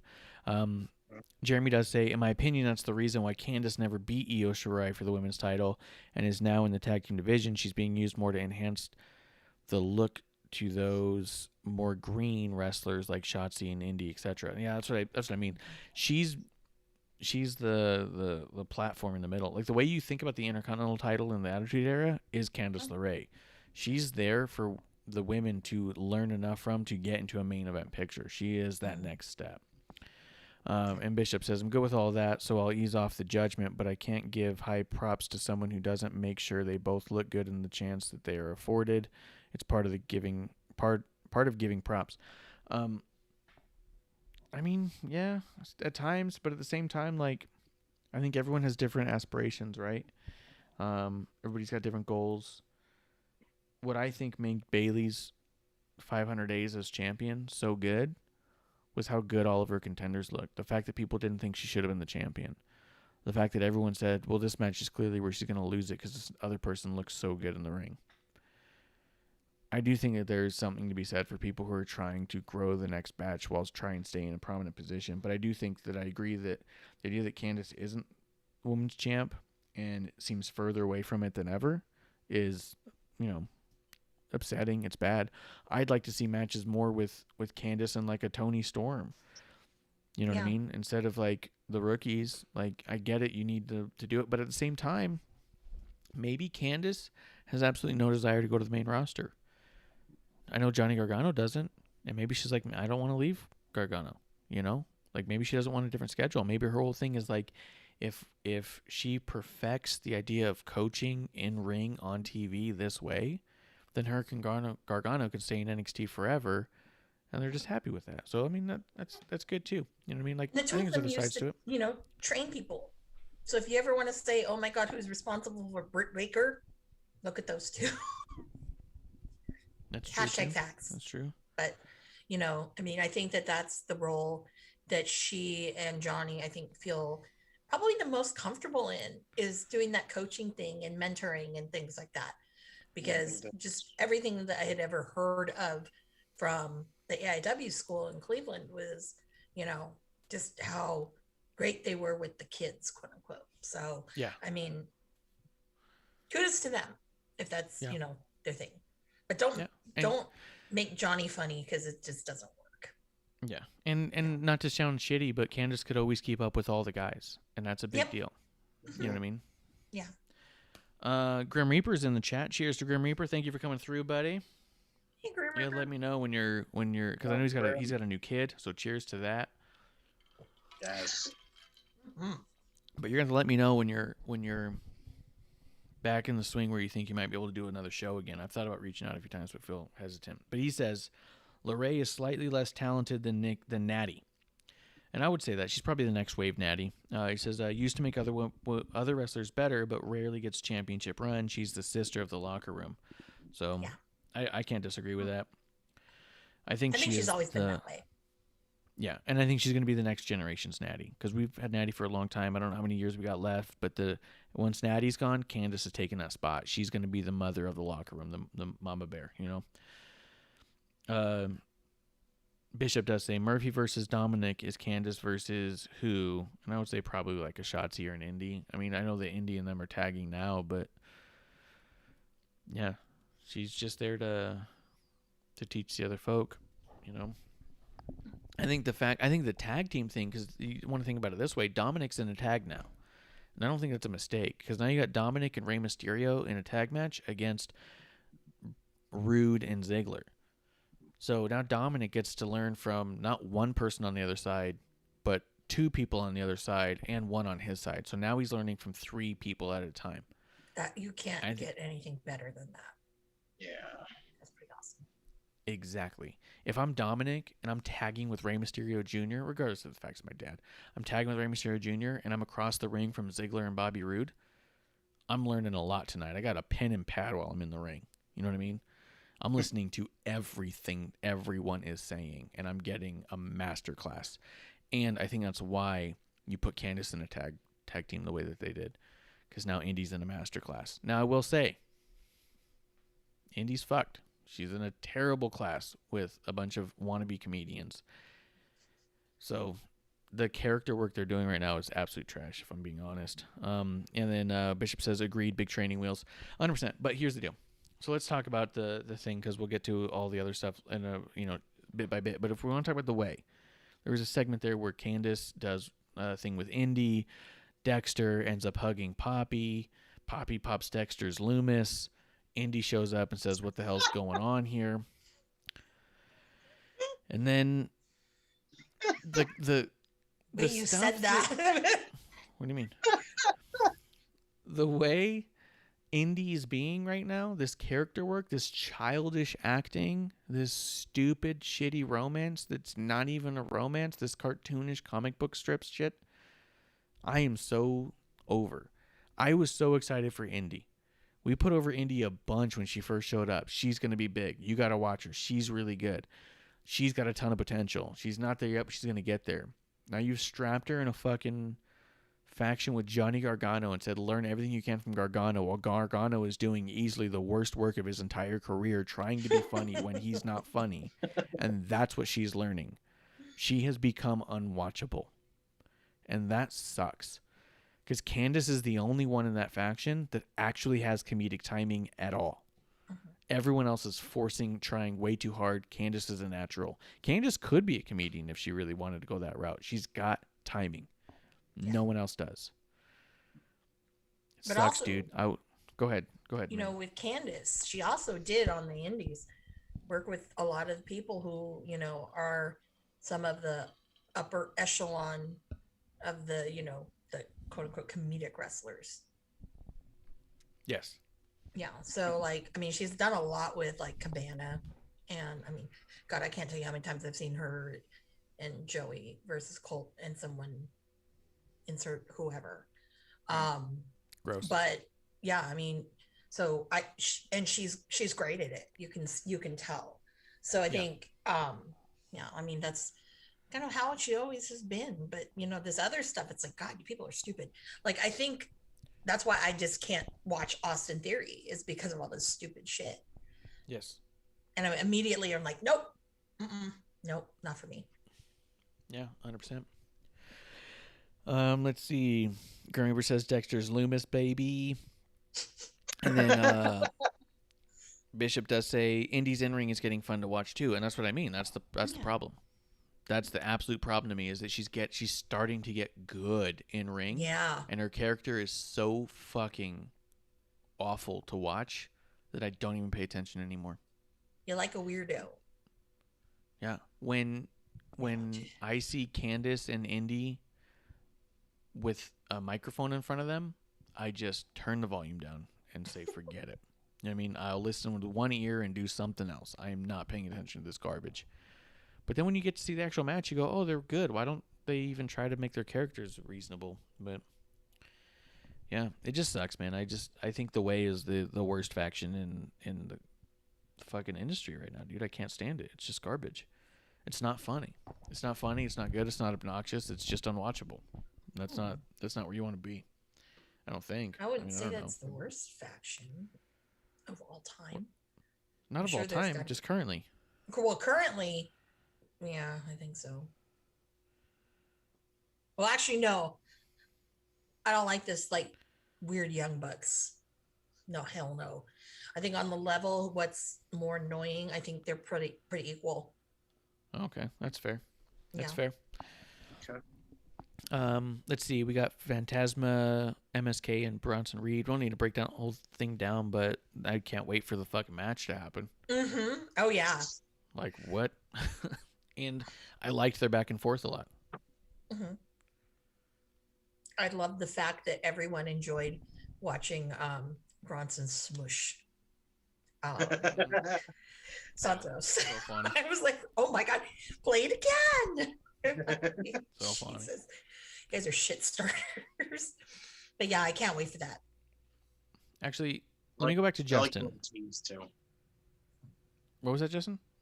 I like the little tease with Hit Row also. Yes. And we're going to talk about that right now. Real quick before we go into that. We just said a whole bunch of shit, Justin. But being honest, do you like the Way? Does it make you laugh? They have their moments. They get me. Okay. That's fair. I think it's this whole the story of Dexter and Indy, to me it was enjoyable when it started, but now it just kind of feels like it's going nowhere on occasions. It feels like it goes, then stops, then backtracks, then goes forward, and then stops, and then backtracks, and it just needs to, if it's gonna keep going, like, keep going. Stop with the fucking pauses and throwing the little wrench in there of, oh, Indy's jealous, or Dexter got caught, or some kind of shit like that. Like, let's just get to the fucking point already at this point. Yeah. I also don't know where you go with it that it matters. Do you end up with Dexter being managed by Indy? And that's not to say, like, hey, where does it go? And, you know, that whole Triple H conversation we had before. But at the end of the day, I can appreciate that you think that the story is outworn its welcome at this point and that it's being dragged on unnecessarily. But early on I was like, okay, that's neat. It's kind of funny. But it wore out its welcome with me real quick. And I think that, I don't know if other people are catching on that it's like, at this point, what the fuck is happening? Yeah, every time it seems like it's always, okay, we're going to go somewhere with this. And then it's just, oh, Dexter got caught hugging somebody. Or Indy found this out. And then we just kind of go nowhere with it. Yeah. And then it starts with something else.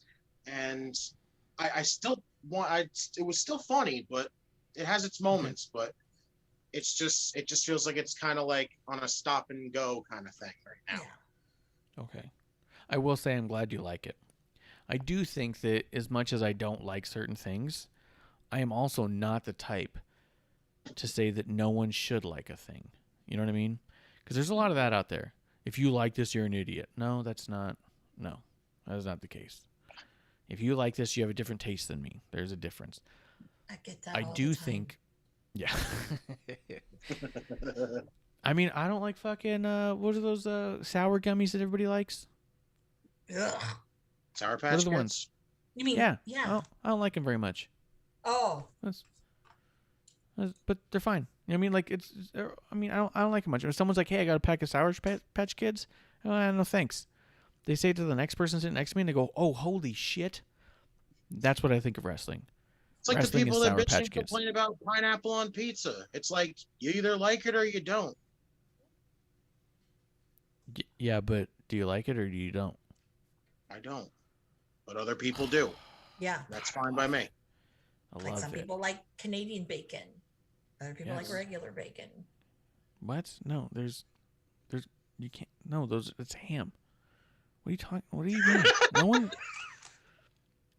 No one goes back and forth about Canadian bacon, like ham and bacon. Like, if you like, if you like bacon, you also like ham. Like, what are you talking about? No, that's not true. That is not true. I've had this conversation with somebody and we got really in depth. We talked for 2 hours about this exact topic. Oh, dear And God. yeah, and I'll tell you who it was. It was Ricky and I had this conversation Oh, about shit. This bacon and ham. suddenly And becomes I said, oh, I love me some, like, I love bacon. I love ham. I love all of that. And he goes, oh no. He's like, ham? No. You can't eat pig. But bacon. I go, wait a minute. And so we had this whole thing. And I'm like, no, it's a pig. Oh, It's no. still pork. Hello. Yeah, And turkey bacon doesn't count. That's not bacon. Or any of these it's like not bacon. wannabe bacons. That's not bacon, people. So wait. It's not bacon. So wait, does Ricky eat turkey bacon and think it's real bacon? You know, he does now. Oh, God. But yeah. Well, look at his body. I mean, you know, I don't blame him, but you know, Fucking heel I mean, turn.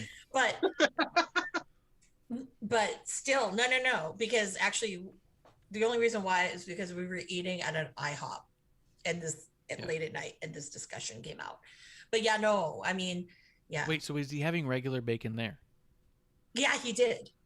This So is he's like, before I he like got bacon, Mr. but I don't like I'm on, ham. you know, TV. Well, even like a little before that when he was trying to get a job. But anyways, so yeah. No, I mean, yeah. And I was like, wait a minute, you're eating pork right now. And you're eating bacon. He goes, It's "Yeah, I not don't like eat pig, just sizzling bacon." or whatever those other bacon alternatives are. You're eating bacon, you know? What's good Fuck, about it's a that pig. too is not only is it pig, it's literally the fattest part of the pig. So it's like, Exactly. I don't eat ham because ham's unhealthy. I eat bacon. Yeah, we went to this one Japanese. We came and wrestled out here. We went to this Japanese barbecue place, right? There's a name for it. I don't know what the name is, but anyways, I had gotten pork belly, and he was like, "That is disgusting." I go, "It's just fatty bacon." What, guys? We're not getting into this conversation yet. Like, yeah, no. Bishop's in the chat. He does say, "Who's Ricky?" We're talking about Ricky Starks. Who's Bishop? Oh, I don't Really, know. Bishop? I don't know. He's just. You don't know who Ricky Starks is. Come on. He might be having Elijah Craig as well. We'll see. Let me see. We'll keep it rolling. So let's talk about what you were talking about, the Hit Row thing. I want to talk with you guys about Hit Row. I want to know what you guys think about Hit Row, because right now, you know what? I did a whole lot of, this is what I think. What do you think? I want to go reverse. Let's start with Justin. Justin, the teaser here with Hit Row coming out, the way they did their entrance by breaking up in between Phantasma, them kind of like, literally that one woman, she walked right between them and kind of did like a little motion. What do you think about Hit Row right now? The presentation of this going into commercial, the match afterwards. Tell me what you think. I fucking love Hit Row. I'm a big Swerve fan, and I didn't know much about like Ashanti the Adonis or AJ Francis, or I forgot what the hell her name is. All I know is she's B-Fab now. I don't really know what her actual name is. I don't know what her name is actually, but it's so fucking good.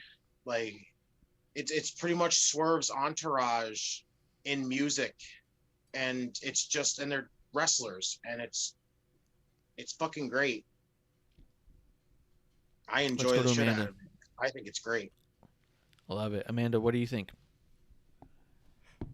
Well, I differ in the opinion. I do love Swerve. Don't get me wrong. But this just kind of feels, I don't know. It just, there's just something that's just not right. And in a way, I think, is this like WWE's way of saying, oh yeah, we see what you're doing with that acclaimed people, you know? But I know, you know, I mean, to be fair, yeah, no, Swerve's been, you know, playing around with music for quite a while, even before he was signed. So, but I don't know, there's just something about it, because it's like, okay, you have the girl who I don't remember her name is either, and she just reminds me of like a flea market Jade Cargill. And then you get the other guys, and I'm just like, I don't know, because I think it takes away from how Swerve is, you know, as a wrestler and a performer. I think that totally takes it away, and it almost, it doesn't complement it, and it doesn't. I don't think it. For me, it really doesn't do anything for me. It's just kind of like, ugh. If I have to sit through that until I can see what, you know, a traditional Swerve match, if there's even anything, you know, to say that, that's where that's where I'm like, not my thing. Let me tell you what Grim Reaper said in the chat. What was that, Justin? Go ahead, Marsh. Do yours first. No, wait. What'd you say? Oh well, I only had one gripe with it. Is it just kind of sucks because with Swerve being so good as he is, it kind of sucks because they didn't have anything. They couldn't do anything with him solo, but you could do stuff with him freaking as a team, which kind of is my one gripe about it, because he's just too damn good. How do you not use him? How could you not do anything big with him solo? Like, I'll tell you here in a second. Yeah, I think that shows how closed off the WWE still kind of is to things, because you know, I mean, and this is not, you know, oh, indie darlings and all this other shit. No, I mean, I've legit seen some like pretty amazing matches that he's done, and even stuff where it's kind of like, I'll say kind of jokey, like at WrestleCons when they have all these other different events, and I've seen he and Jeff Cobb had a match that it was for Sammy Callahan's promotion. Pancakes and Piled. Well, no, that was the name of the show. But anyways, they both did some comedy. And it was interesting because I'm like, I've never seen either of those two do comedy. And it was kind of weird, but it was really cool at the same time because of how good both of those guys wrestle. And it was pretty amazing. So I think it's just more of, I don't think that people are really in touch with, okay, well, we got these guys. Same with Ricochet. Well, what do you do with them? You know? And I think that putting them in a group or faction is the easy way out. Okay. All right. Hold on. I got to school all you guys here in a second. Oh. Let me go. I feel like I'm about to black out like was in what was the one with Will Ferrell where he was in the debate squad? He does the thing and then he just comes back and goes, "Oh my god, what just happened?" I feel like that's what we're about to fall into. Let me hit the chat real quick because here's where I think the disconnect is with a lot of people. Grim Reaper does say here, the Hit Row tease is very good. They called out the champs in promos, which is true. Yeah, they were definitely calling out MSK in the promos, but you never saw interaction outside of them just being like, yeah, we're fucking watching you. And he goes, and then Swerve's match against Killian Dane gives us the image that he could beat a big man like Bronson Reed for the North American title, which is true. Terrible Wrestling Takes, Bishop says, Amanda said terribly takes. I actually like that idea. Man, do you want to shout out the terribly takes again? No? All right. I hope he marked it. And put it in his intro. And then Grim Reaper says, also MSK is growing on me big time as awesome good guys. They put them against a bad team like Hit Row, and I'll root for MSK. I'm glad Grim Reaper's finally on board. MSK is us. If you're a wrestling fan and you're not rooting for MSK, you don't understand good guys. Mm-hmm. Like there's just a disconnect there. They are you. They are you in the wrestling ring right now. They are the ultimate underdog, never supposed to be here guys, and they're incredible at that. Did I not say in episode 1 that you would really dig them? Yeah, you did. Also, by the way, Bishop said he never heard Amanda mention Ricky ever, which means he hasn't been listening since episode 1. So, but does say, Jeremy does say, I think everyone around Swerve needs time to get used to for the viewers. Fans don't really know who the other three are yet, besides just some of Swerve's friends who just so happen to wrestle, which I get and I don't disagree with. But here's the thing. Let me break it down a little bit differently. So I'm kind of like right in the middle between the two of you. I think the reason Swerve never connected was because he was the guy who went out there and did really good matches, but didn't have much of an identity. He was just a guy going out there with literally his fucking logo was just cum dripping his name. So it was this most disgusting fucking porn shop with a hole in the wall, Isaiah Swerve in jizz on his shirt, coming out there to have an amazing match, and he had no idea why that shit was happening. What this does is instead of Swerve going out there and just rapping to himself with headphones on like he's B-Rabbit in a fucking bus, this gives him the presence of not only is he very good at this, but he's respected amongst his peers at this. So it gives him that entourage of belovedness. So it elevates him a little bit more. What I love about Hit Row is their general swagger. They have really fluid movements. They seem really in tune with each other. They seem all like assholes in the best way. I love this version of Swerve. I love all of the people around him. We've seen AJ Gray be an absolute beast in the ring. We haven't seen B-Fab do anything. My biggest problem with the Hit Row right now is that she doesn't seem to have much of a character, but she has great swagger. So to me, right now, I liken Hit Row as like a TV show with an incredible intro, and then nothing happens on that episode. Like, you're so invested in the promo, in the way that the presentation is. This is going to be amazing. This looks fantastic. Everybody's clicking. Everybody's there. And then you watch the show and you go, I don't know that anything happened. It was like people just hanging out the whole time. Swerve is still having good matches, but these characters aren't making any forward motion. They're not making any movement. They're not doing anything. So they're not identifying themselves in a different way. So to me, it's a TV show without progress. I think there's so much potential there because they all seem so skilled. But I do think Swerve needs the other people to elevate him as an entity so he can be respected amongst other people who we think are good. I think they all need each other, and I think they're doing an awesome job of their presentation. I don't think that we have enough of a decent story for it to be next level yet.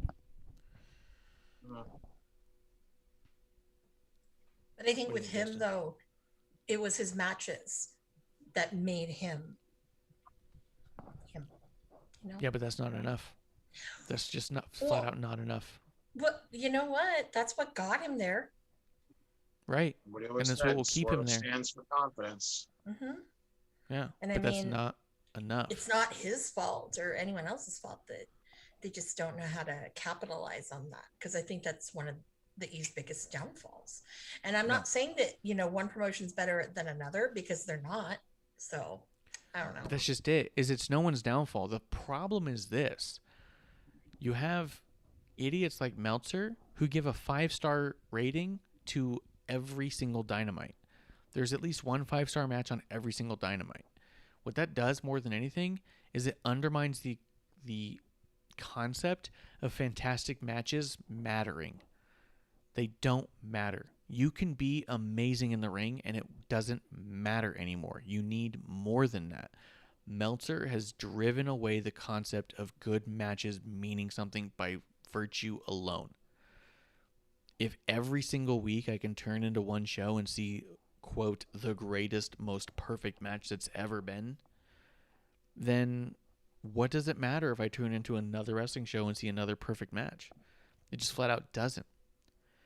I can tune in every week to every single wrestling show and see at least one match that's relatively perfect. Just doesn't matter. You have to be more. And Swerve needed more. He needed you not to only appreciate the fact that his matches are perfect, but to give a shit that the matches are that way.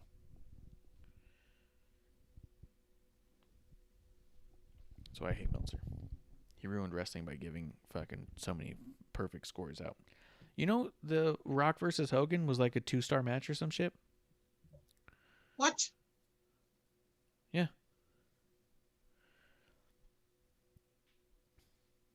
Meltzer's out of his fucking mind. Meltzer doesn't love pro wrestling. He loves moves. He loves gymnastics. He doesn't love pro wrestling. If he was to be rating it based off of crowd reaction alone, Rock and Hogan would have been the perfect match. There was no more active crowd than that match. If you watch that match without the sound on, it's okay. If you watch the match with the sound on, you can't get your blood pressure down. You know what I mean? But, Amanda, do you know what I'm saying? I think she's eating a wing. But by saying that having fantastic matches just doesn't seem to be enough anymore. Yeah, I get that. Maybe she's proper gone. But I don't disagree about Swerve. He is fantastic, and his matches do set him apart. His movement sets him apart. We're watching this match the other night, and producer keeps going like, "Oh my God, you see the way he got out of that?" I'm like, "What?" He literally does this weird roll to avoid being hit, and she's blown away by it. He's that good. His defense is impressive. Not being hit is impressive. It's worth rewatching. Just not making contact. So there's a lot to be said for how good he is, but he needs that dial up. And I think Hit Row gives him that dial up. Now they need purpose. I don't know. Maybe I went on too long about that. I apologize. No, but that makes sense. But it's also because I don't disagree with either of you right now. Are you there, Amanda? Sorry, I had to do front desk duty. Go ahead. No, it's all good. No, Did you? What do you think? I didn't get to hear all of it because I was okay. No, it's fine. Yeah, but I'll have to listen back. More or less, I was saying that being fantastic isn't enough. If you give a 5-star match rating to one match every week, it undermines the ability to be just that good in the ring and have that matter. But to be fair, though, I've seen Swerve do a lot of like high caliber 4.5, 4 3/4, and 5-star matches. Yeah. And it's, it's not that, oh, well, what I think would be, and most people would think, not Meltzer, because I don't think he knows shit. But anyways, right. I think that, I mean, you got to be talented to do that, and being able to work with a lot of different, play with others in the sandbox, let's just say. And he does it well, because I've seen people that he's wrestled with totally different weird styles, and it doesn't ever look like it's funky or unnatural, which is rare, because there's some people, like I see like Adam Cole, I'm like, oh, there's some people that I would think, man, if he wrestled them, it would look really awkward, or things like that.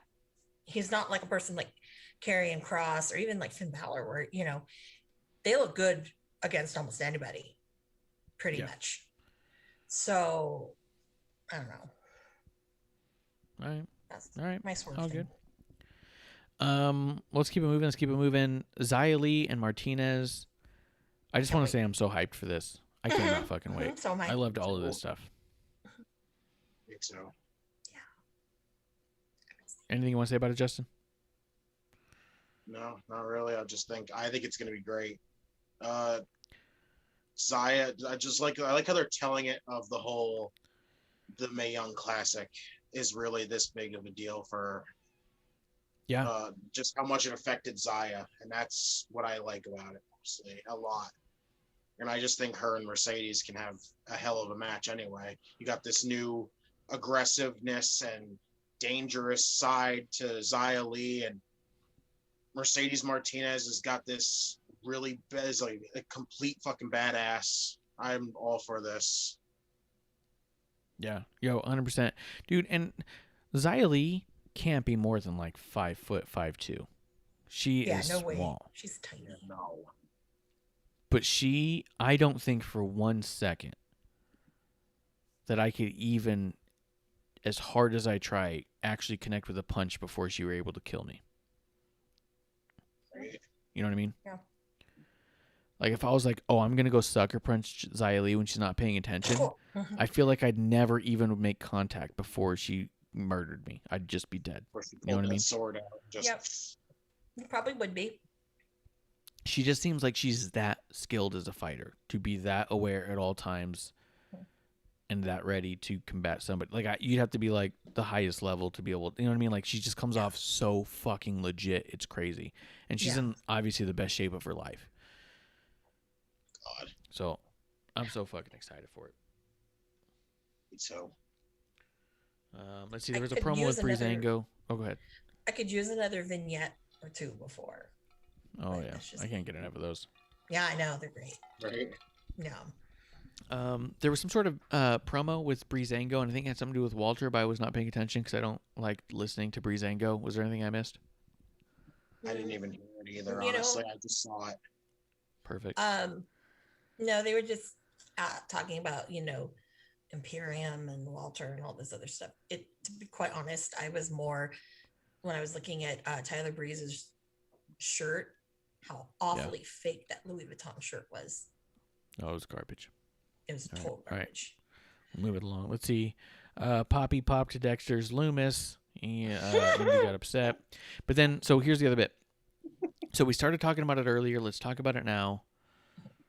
The $1 million belt is back. We have a golden ladder, and now LA Knight and Cameron Grimes are going to fight in a fucking ladder match on a pay-per-view for the $1 million title.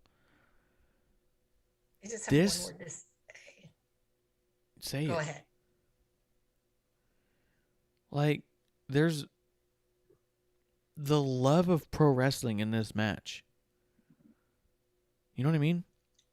Like, this just exudes everything that is the love of pro wrestling. LA Knight and Cameron Grimes are two dudes who love pro wrestling to the highest degree. And they were about to have a ladder match on a pay-per-view for Ted DiBiase's $1 million title. Like, that's got to give them chills when they think about it. You know what I mean? Like, this is an unreal situation. This doesn't make sense. This shouldn't happen. And not because it makes no sense, but because this is too fucking amazing for it to happen. And for talent like LA Knight and Cameron Grimes with such different styles, who both can work with anybody, this to me, I think is going to steal the show. I think this will be match of the night. Oh, that would be freaking, I think it can be. Well, I said I only have one word to say about this whole thing. Yeah. Yeah. Yeah. Yeah. Yeah. This match is going to the moon. Man, I loved this whole thing. I loved all of it. The presentation of it. I know that there were some fucking dirt sheets out there that said like 2 weeks ago that were like, oh, the $1 million belt's coming back. When I read that, I remember thinking like, maybe, but we'll get there. And also, fuck you, dude, because at the end of the day, there has not been one thing spoiled about AEW and their surprises. Because what? Yeah. By us, we've guessed it before it's happened. Well, not because we have no, information, not because we have links. No. We've guessed shit. No. There's been things that people have, said, and I'll go there with Ricky. Everyone's like, oh yeah, he's trying out for AEW, and I'm like, no, he's not. That shocked me. Yeah, but that was a guy going from NWA to AEW. But like Andrade, Big Show, Mark Henry, Sting, they all played that super. But those were all played close to the chest. No dirt sheet wrote that it was going to happen. Because I think Tony pays them off. It's like mafia. Yes. Yeah, and that's what I mean. Like, they're so protective over AEW, and they just can't wait to be the guy that fucking ruins something for WWE. Like, get off on it, and it's fucking weird and stupid. If you think that you're doing a service to the wrestling business by not spoiling Sting coming out as a surprise, oh, but trust me, it's better for the fans. But then you're the same person who writes when the $1 million belt's coming out. You are just a piece of shit person, because it's that same emotion you're trying to destroy, and you can't be both. You can't say, well, yeah, AEW's good for wrestling, but WWE's bad for wrestling. No, you're wrong. You're wrong at both. Everybody's good and bad. Yes, 100%. Mm-hmm. That's my point. Everybody's good and bad. Duality. But the one thing that's, and what's the one thing that's always good is the fans' response. And if you try to ruin a fan's enjoyment for one company because you only want them to enjoy another, then you're wrong. And if you try to protect a fan's enjoyment because it's the right company, then you're wrong again. Let's see. Jeremy does say, though, that was a bit of a tangent. I apologize. Justin, do you want to chime in on that tangent? Yeah, I would completely agree with it. It was fucking bullshit that the first thing they did was throw that out there that the fucking $1 million title was coming back. That shit annoys the hell out of me, because damn it, I would have wanted to be freaking surprised, but I was still happy as hell when it did happen, because that fucking title, you don't see it so often, but when you do, it's incredible. The title is amazing to look at. Yeah. And they nailed everything with this, with LA Knight and fucking Cameron Grimes. They have nailed the ever living shit out of all this. I think they have it. It's been absolutely perfect, and I agree with you. Even when I saw it, the first thing I thought was, well, yeah, are you stupid, or do you not watch? Like, so much of what the dirt sheets put out is the same bullshit that we fucking wildly guess on here. Because at the end of the day, the stories go a certain way. This looked like from the beginning that we were going to get to some sort of Ted DiBiase larger story and that $1 million belt was going to come back. I never thought it wouldn't, but I also wasn't like invested in making sure that I got the word out that it would. You know what I mean? Like, what the fuck is that? Yeah. Like, you can just watch it and say, oh, there's a really good chance this happens. And then you put your chips down and say, I'm betting it does, and I'm reporting I heard it. And then when it happens, you can say, yep, I said it first. Yeah. So fucking what? Quit trying to ruin people's enjoyment of one product strictly to protect their enjoyment of your own. It's fucking bullshit. So if you're willing to play it close to the chest for one company, play it close to the chest for all of them. Grim Reaper does say Grimes needs to win, hands down. This is the part I want to know about. Jeremy even says it's the ultimate payoff to Cameron Grimes' millionaire story. All money pun intended. I'm going to start with you, Amanda. Anything else you want to say about the fucking dirt sheets, you go ahead and say it, but then follow it up with, who do you think ought to win this one? Well, you know, I don't read that shit, to be quite honest. I mean, you know, it's just a bunch of dudes who, I don't know, they all want some kind of scoop or whatever. It's a big machismo kind of thing. And personally, I'm like, oh, whatever.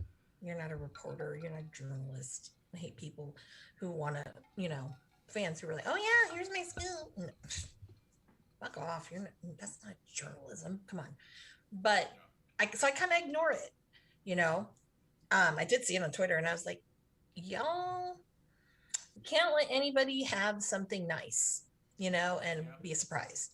So what I, in the back of my mind, would love, and I think I said it maybe before, is what if Virgil comes out somehow? That would be kind of awesome, you know, because that's not expected, you know? Yeah. And I mean, I think that would be great. That's my like secret wish, because that would make everything, or even, you know, Ted Jr. Yeah. That might be interesting, but you know, whatever. And not have anyone spoil that. I think that would be like fantastic. So, but that being said, because I can go on and on about dirt sheets and whatnot, but I will say that I don't want to say that this is a really hard decision on who's going to win with it. Is my heart and my gut really says that if you don't let Cameron Grimes win, then that his character doesn't mean shit at the end of the day. Because you can't have a character that's that fucking good that kind of is, you know, making fun of reality, because he did make a lot of money on the stock market for reals. So, you know, I mean, you kind of have to, in a way. But if LA Knight wins it, it's good either way, because both of them are phenomenal. But obviously, if you like someone who wants a good storyline, and I think that sometimes NXT is kind of lacking it a little bit lately, that's where you would go with it. So, Justin, what do you think? Cameron Grimes. I completely agree. I think it's got to go to Cameron Grimes. I mean, even if it ends up on LA Knight, not really disappointed, because I feel like somehow they can get more out of this. I feel like somehow they'll figure a way to get more out of it, to get Grimes to get the title off him. But I would rather it go to Cameron Grimes, because it makes more sense for his character. My thing is, I don't see a future where either person with that title doesn't make the absolute most of it. And I think that's a good problem to have. Is, yeah, I totally see what you mean about Cameron Grimes' character going to the moon and being a hillbilly, being called a hillbilly. It's a feel-good moment if he gets it, in a lot of ways. But I do see LA Knight as being that $1 million type guy. You know what I mean? Everything I touch is $1 million, you know? I don't see a world where either person winning is a negative, but I do see how it could hurt Cameron's character more than it could hurt LA Knight's to not have it. So I'm torn on this one, to be quite honest. Jeremy says Virgil will do anything for a payday, which I agree with 100%. Big money. Yep. He needs that breadstick money, dude. But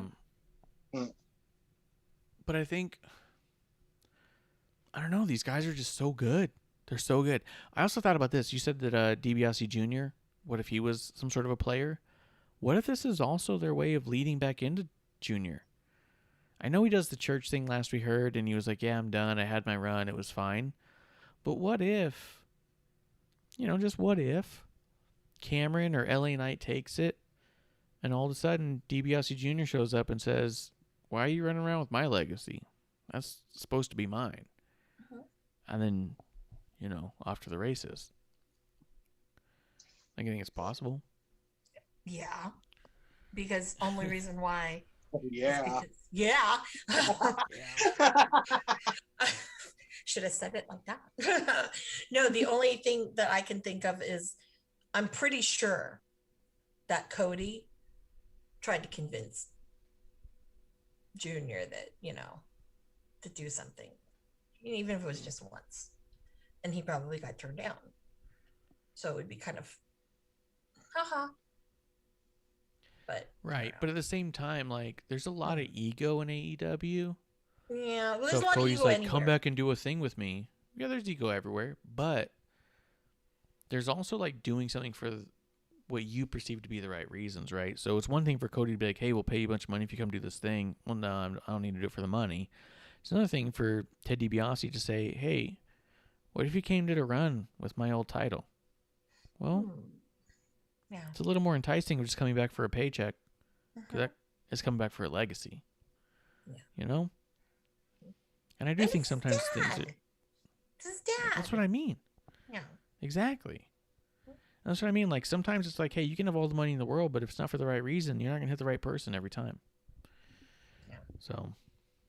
I'm kind of liking these father-son kind of things that are around, Ray and his son, and, we had Junior come back. Ted, obviously Hook and Taz and all that fun stuff. So, I would say Darby and Sting, but I think honestly that's run its course. Yeah. Yeah. It was cute at first, father and son, but not anymore. All right. Well, let's kind of wrap this up. I'll just mention Grizzled Young Veterans versus Ciampa and Thatcher being teased is a match I'm ready for. The match I'm most excited for on In Your House is definitely, without a doubt, Grimes and LA Knight. Let's see. Bobby Fish had a little bit of thing. Oh, Io Shirai came back. That was cool. Anything you want to say about that, Justin? Yeah, the Poppy thing when she first came up on the screen, and all it was a fucking album announcement, I was disappointed. But when she came out and she was and she brought Io Shirai back out, I'm like, all right, that makes up for that. Yeah. Yeah. It does. And the idea of Io versus Candice sounds good. You know what I mean? They're going to have such a fucking tremendous match. Yeah. Oh, definitely. Anything you want to throw about that, Amanda? No, I'm just kind of excited to see back. I don't know. I don't really still know who Poppy is, so whatever. I'm she's kind of weird. So that's what kids like these days. I don't. She has she has emo rap rock. No, oh god, no. Dubstep. Oh hell no. Emo music. How the fuck do I even describe it? No. Oh god, no. If I want my emo music, I'm turning to the ones I can depend on, like Morrissey, Dashboard Confessional.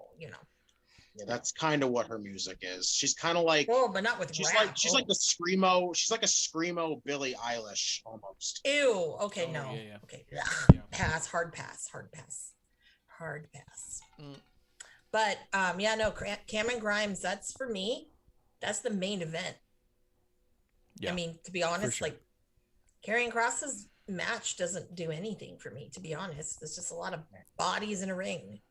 Yep. Let's get right there. Let's go real quick. Ember Moon versus Dakota Kai. I really liked that match. I don't have anything else to say about it. Anything you guys want to say about that before we talk main event concepts? No. Great. Yeah. You can't really. It was just with those two, it's hard to kind of really pick a winner with that one. Yeah. But I can kind of see where they kind of want it to go. So, but we'll see. Yeah. And it's just another step in the out of nowhere storyline of Ember versus Raquel. But it does bring us to the main event, this promo here with Karrion Kross, where he calls out everybody, and literally everybody comes out and talks some shit on him. Adam Cole shows up on the TV and says a bunch of fucking words, and then they cut it, and then they all start punching each other, and Adam Cole comes out, beats the shit out of everybody, and holds up the title. I'm going to be honest with you. I'm completely 100% invested in LA Knight and Cameron Grimes as the most important storyline in all of NXT right now. I think second to that is Karrion Kross remaining champion. However, to me, what this looks an awful lot like is here's where you have someone get the title off Kross without Kross having to lose the title, so Kross can move the fuck on. He is too big and too good and too impressive to be in NXT at the end of the day, to me. Especially they just lost a lot of guys. I mean, they let him go. It's not like it was a fucking strike, but their rosters really thinned out the past month. I think a Karrion Kross on a SmackDown or a Raw could be real fucking impressive. The idea of Kross versus a Drew McIntyre instead of Drew McIntyre for a world title, a lot more interesting to me than Kross as the NXT champion. I don't know that Kross will accomplish anything as the NXT champion beyond what he's already accomplished. He's defeated Finn Balor twice. You have fucking 5 people in this match, and all 5 people could reasonably, believably hold that title. As much as I don't like Adam Cole and don't find him believable, he's believable enough as an NXT champion. Justin, what do you think about all of this, and is my head way up my ass? No, because you pretty much just said exactly what I was about to say. This whole thing. I'm sorry. No, it's fine. When I said it too. When they announced the Fatal 5-Way, the first thing I said was, this feels kind of lazy, because this just feels like you couldn't figure out who you really wanted to be as challengers, so you just threw them all in there.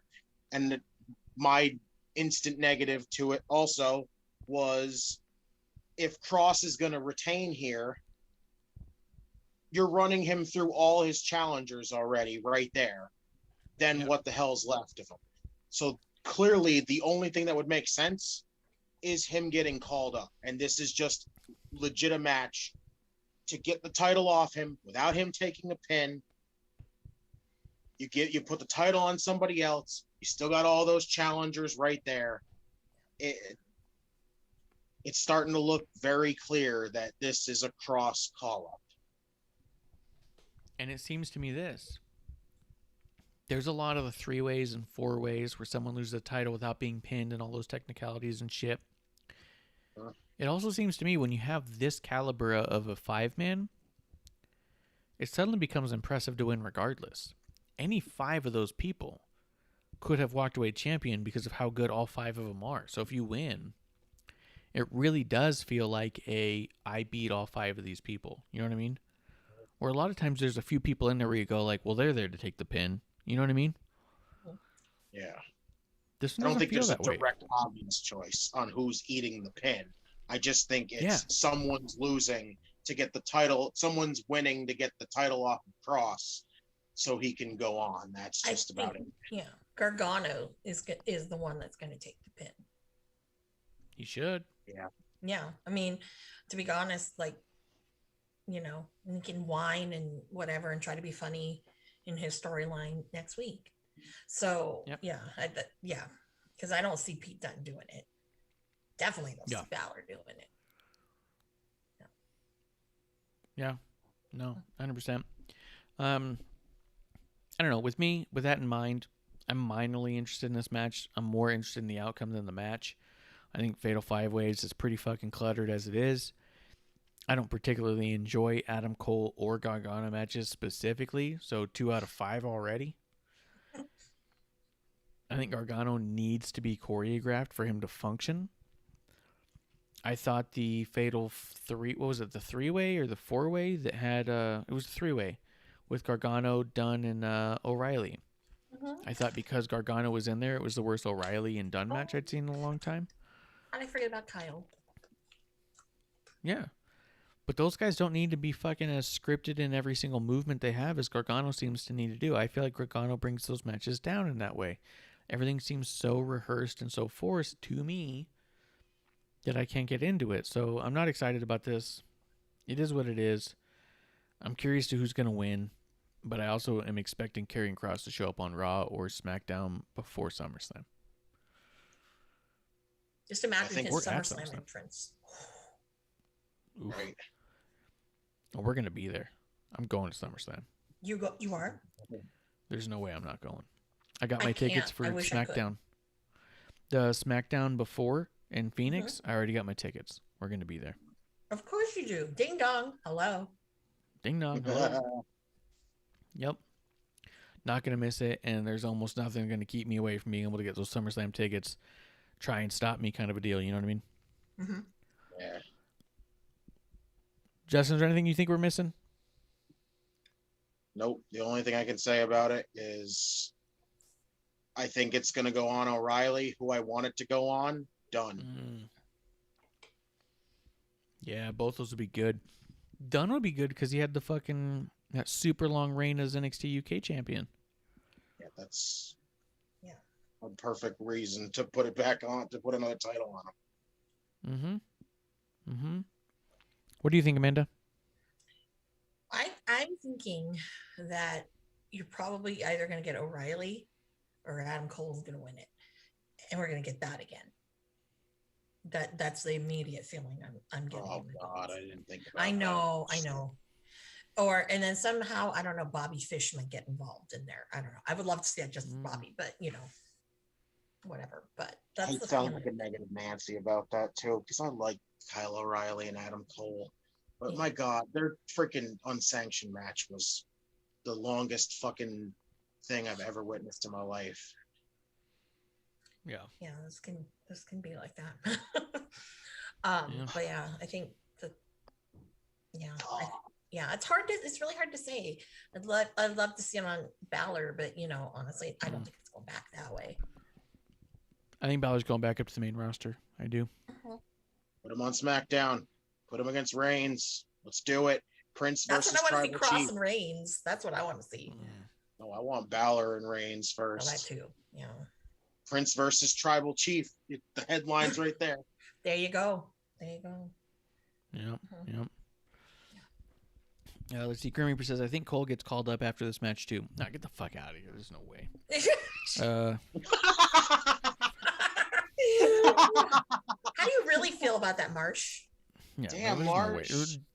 Dunn has no place on the main roster. There's real wrestlers up there. He's got no place. What are you gonna have? You have Adam Cole. I mean Cole, not Dunn. Do you think Adam Cole versus Roman Reigns? What do you think is gonna fucking happen? There's just no fucking way. You know, Adam Cole against Bobby Lashley. He's gonna pull out the victory on that one. The fuck out. Not even Drew McIntyre, I don't I think. was going to say, what if Drew takes the title and Cole takes the title off of Drew? I don't know. It's big old Mackin for it, I guess. He does say Dunn is the next big bad guy. Cole has done everything he could in NXT. And he said, yeah, he has done everything he can in NXT. Doesn't mean there's anything for him anywhere else. He's peaked is what it is. Well, This there is it for him. Else for him, but Well, different company. yeah, he can go to AEW and fucking fall into the YouTube void. That's fine with me. No, him and his old lady can rule the school. Oh, He's God. champ now. Yeah. Yeah, well, maybe so. Let's see. I'm trying to think if there's anything else that we're missing here. Anything that you thought we didn't touch here, Justin? No, I think we pretty much covered everything. Amanda, anything you think we're missing? Nope, but I just want to say that I love the toothless Tim comment. I don't remember if it. So good. I don't know if it was Vic or if it Sounds was, like Wade. If it was Wade, I almost called him Stu or Wade. Who said it? But that just got me. It tickles me. Toothless Sounds like a Timmy. Wade thing. Toothless Timmy. Mhm. I got to go Needs a back shirt. to hear who that was. But that was like the best line. Besides anything that Cameron Grimes and LA Knight were doing, that was like the best line. Yeah. I was just like, whoa, poor Tim. Jeez, he can't help I it. thought Ciampa called him it though.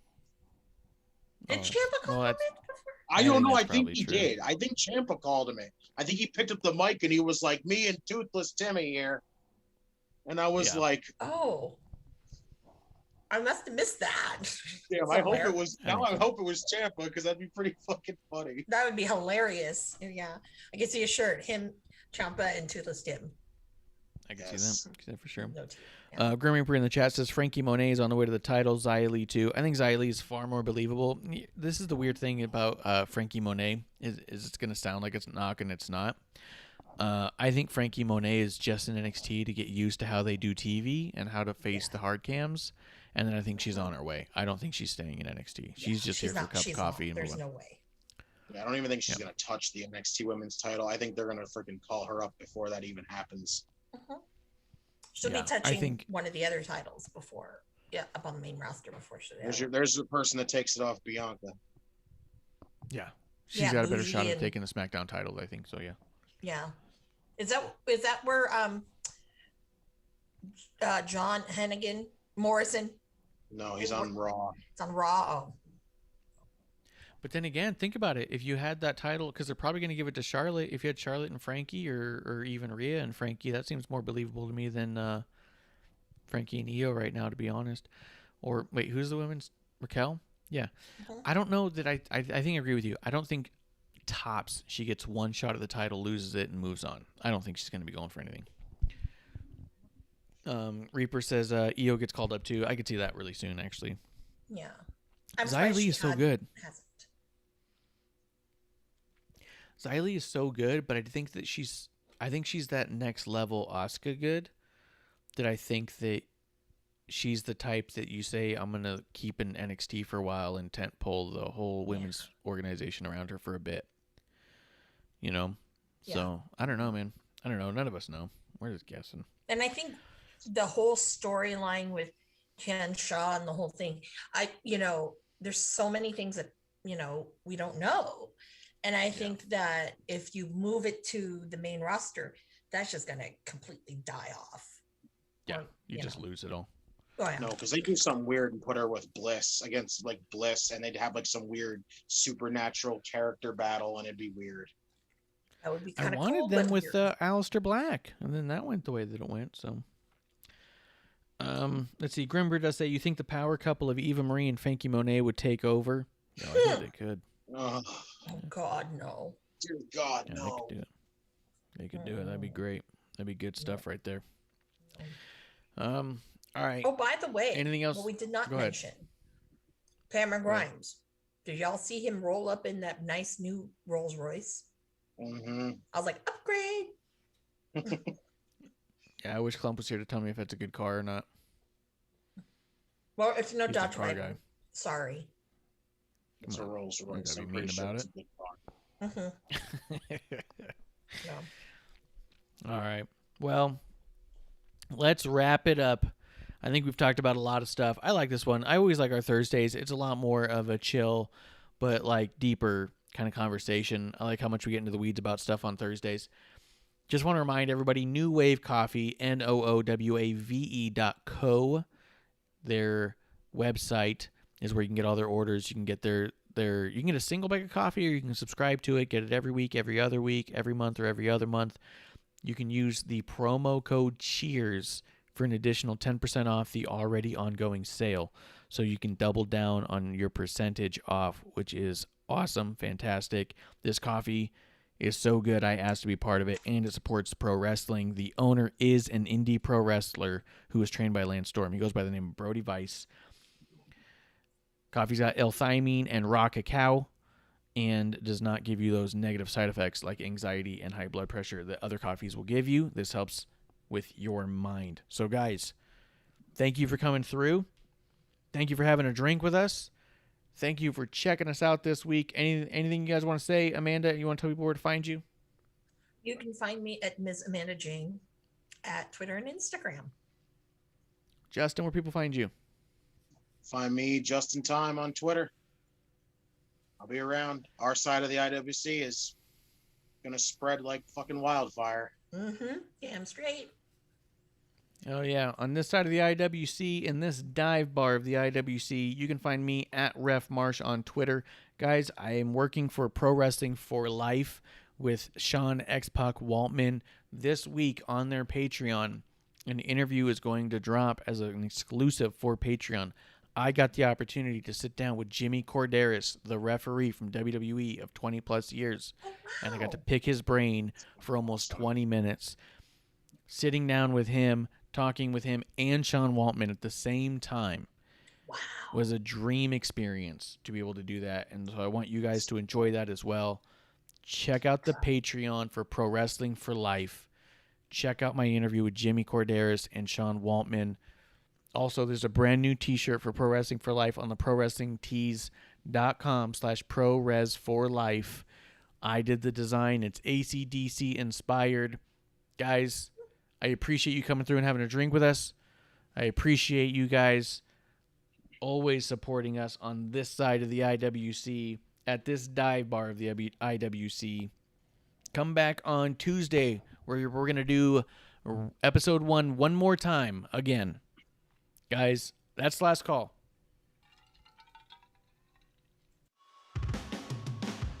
Hey, producer lady here. Thanks for tuning in. Continue to support us or buy us a drink by following and putting the I in subscribe on Twitch. Or subscribe and review our podcast on Apple Podcasts or wherever you listen to us. Cheers!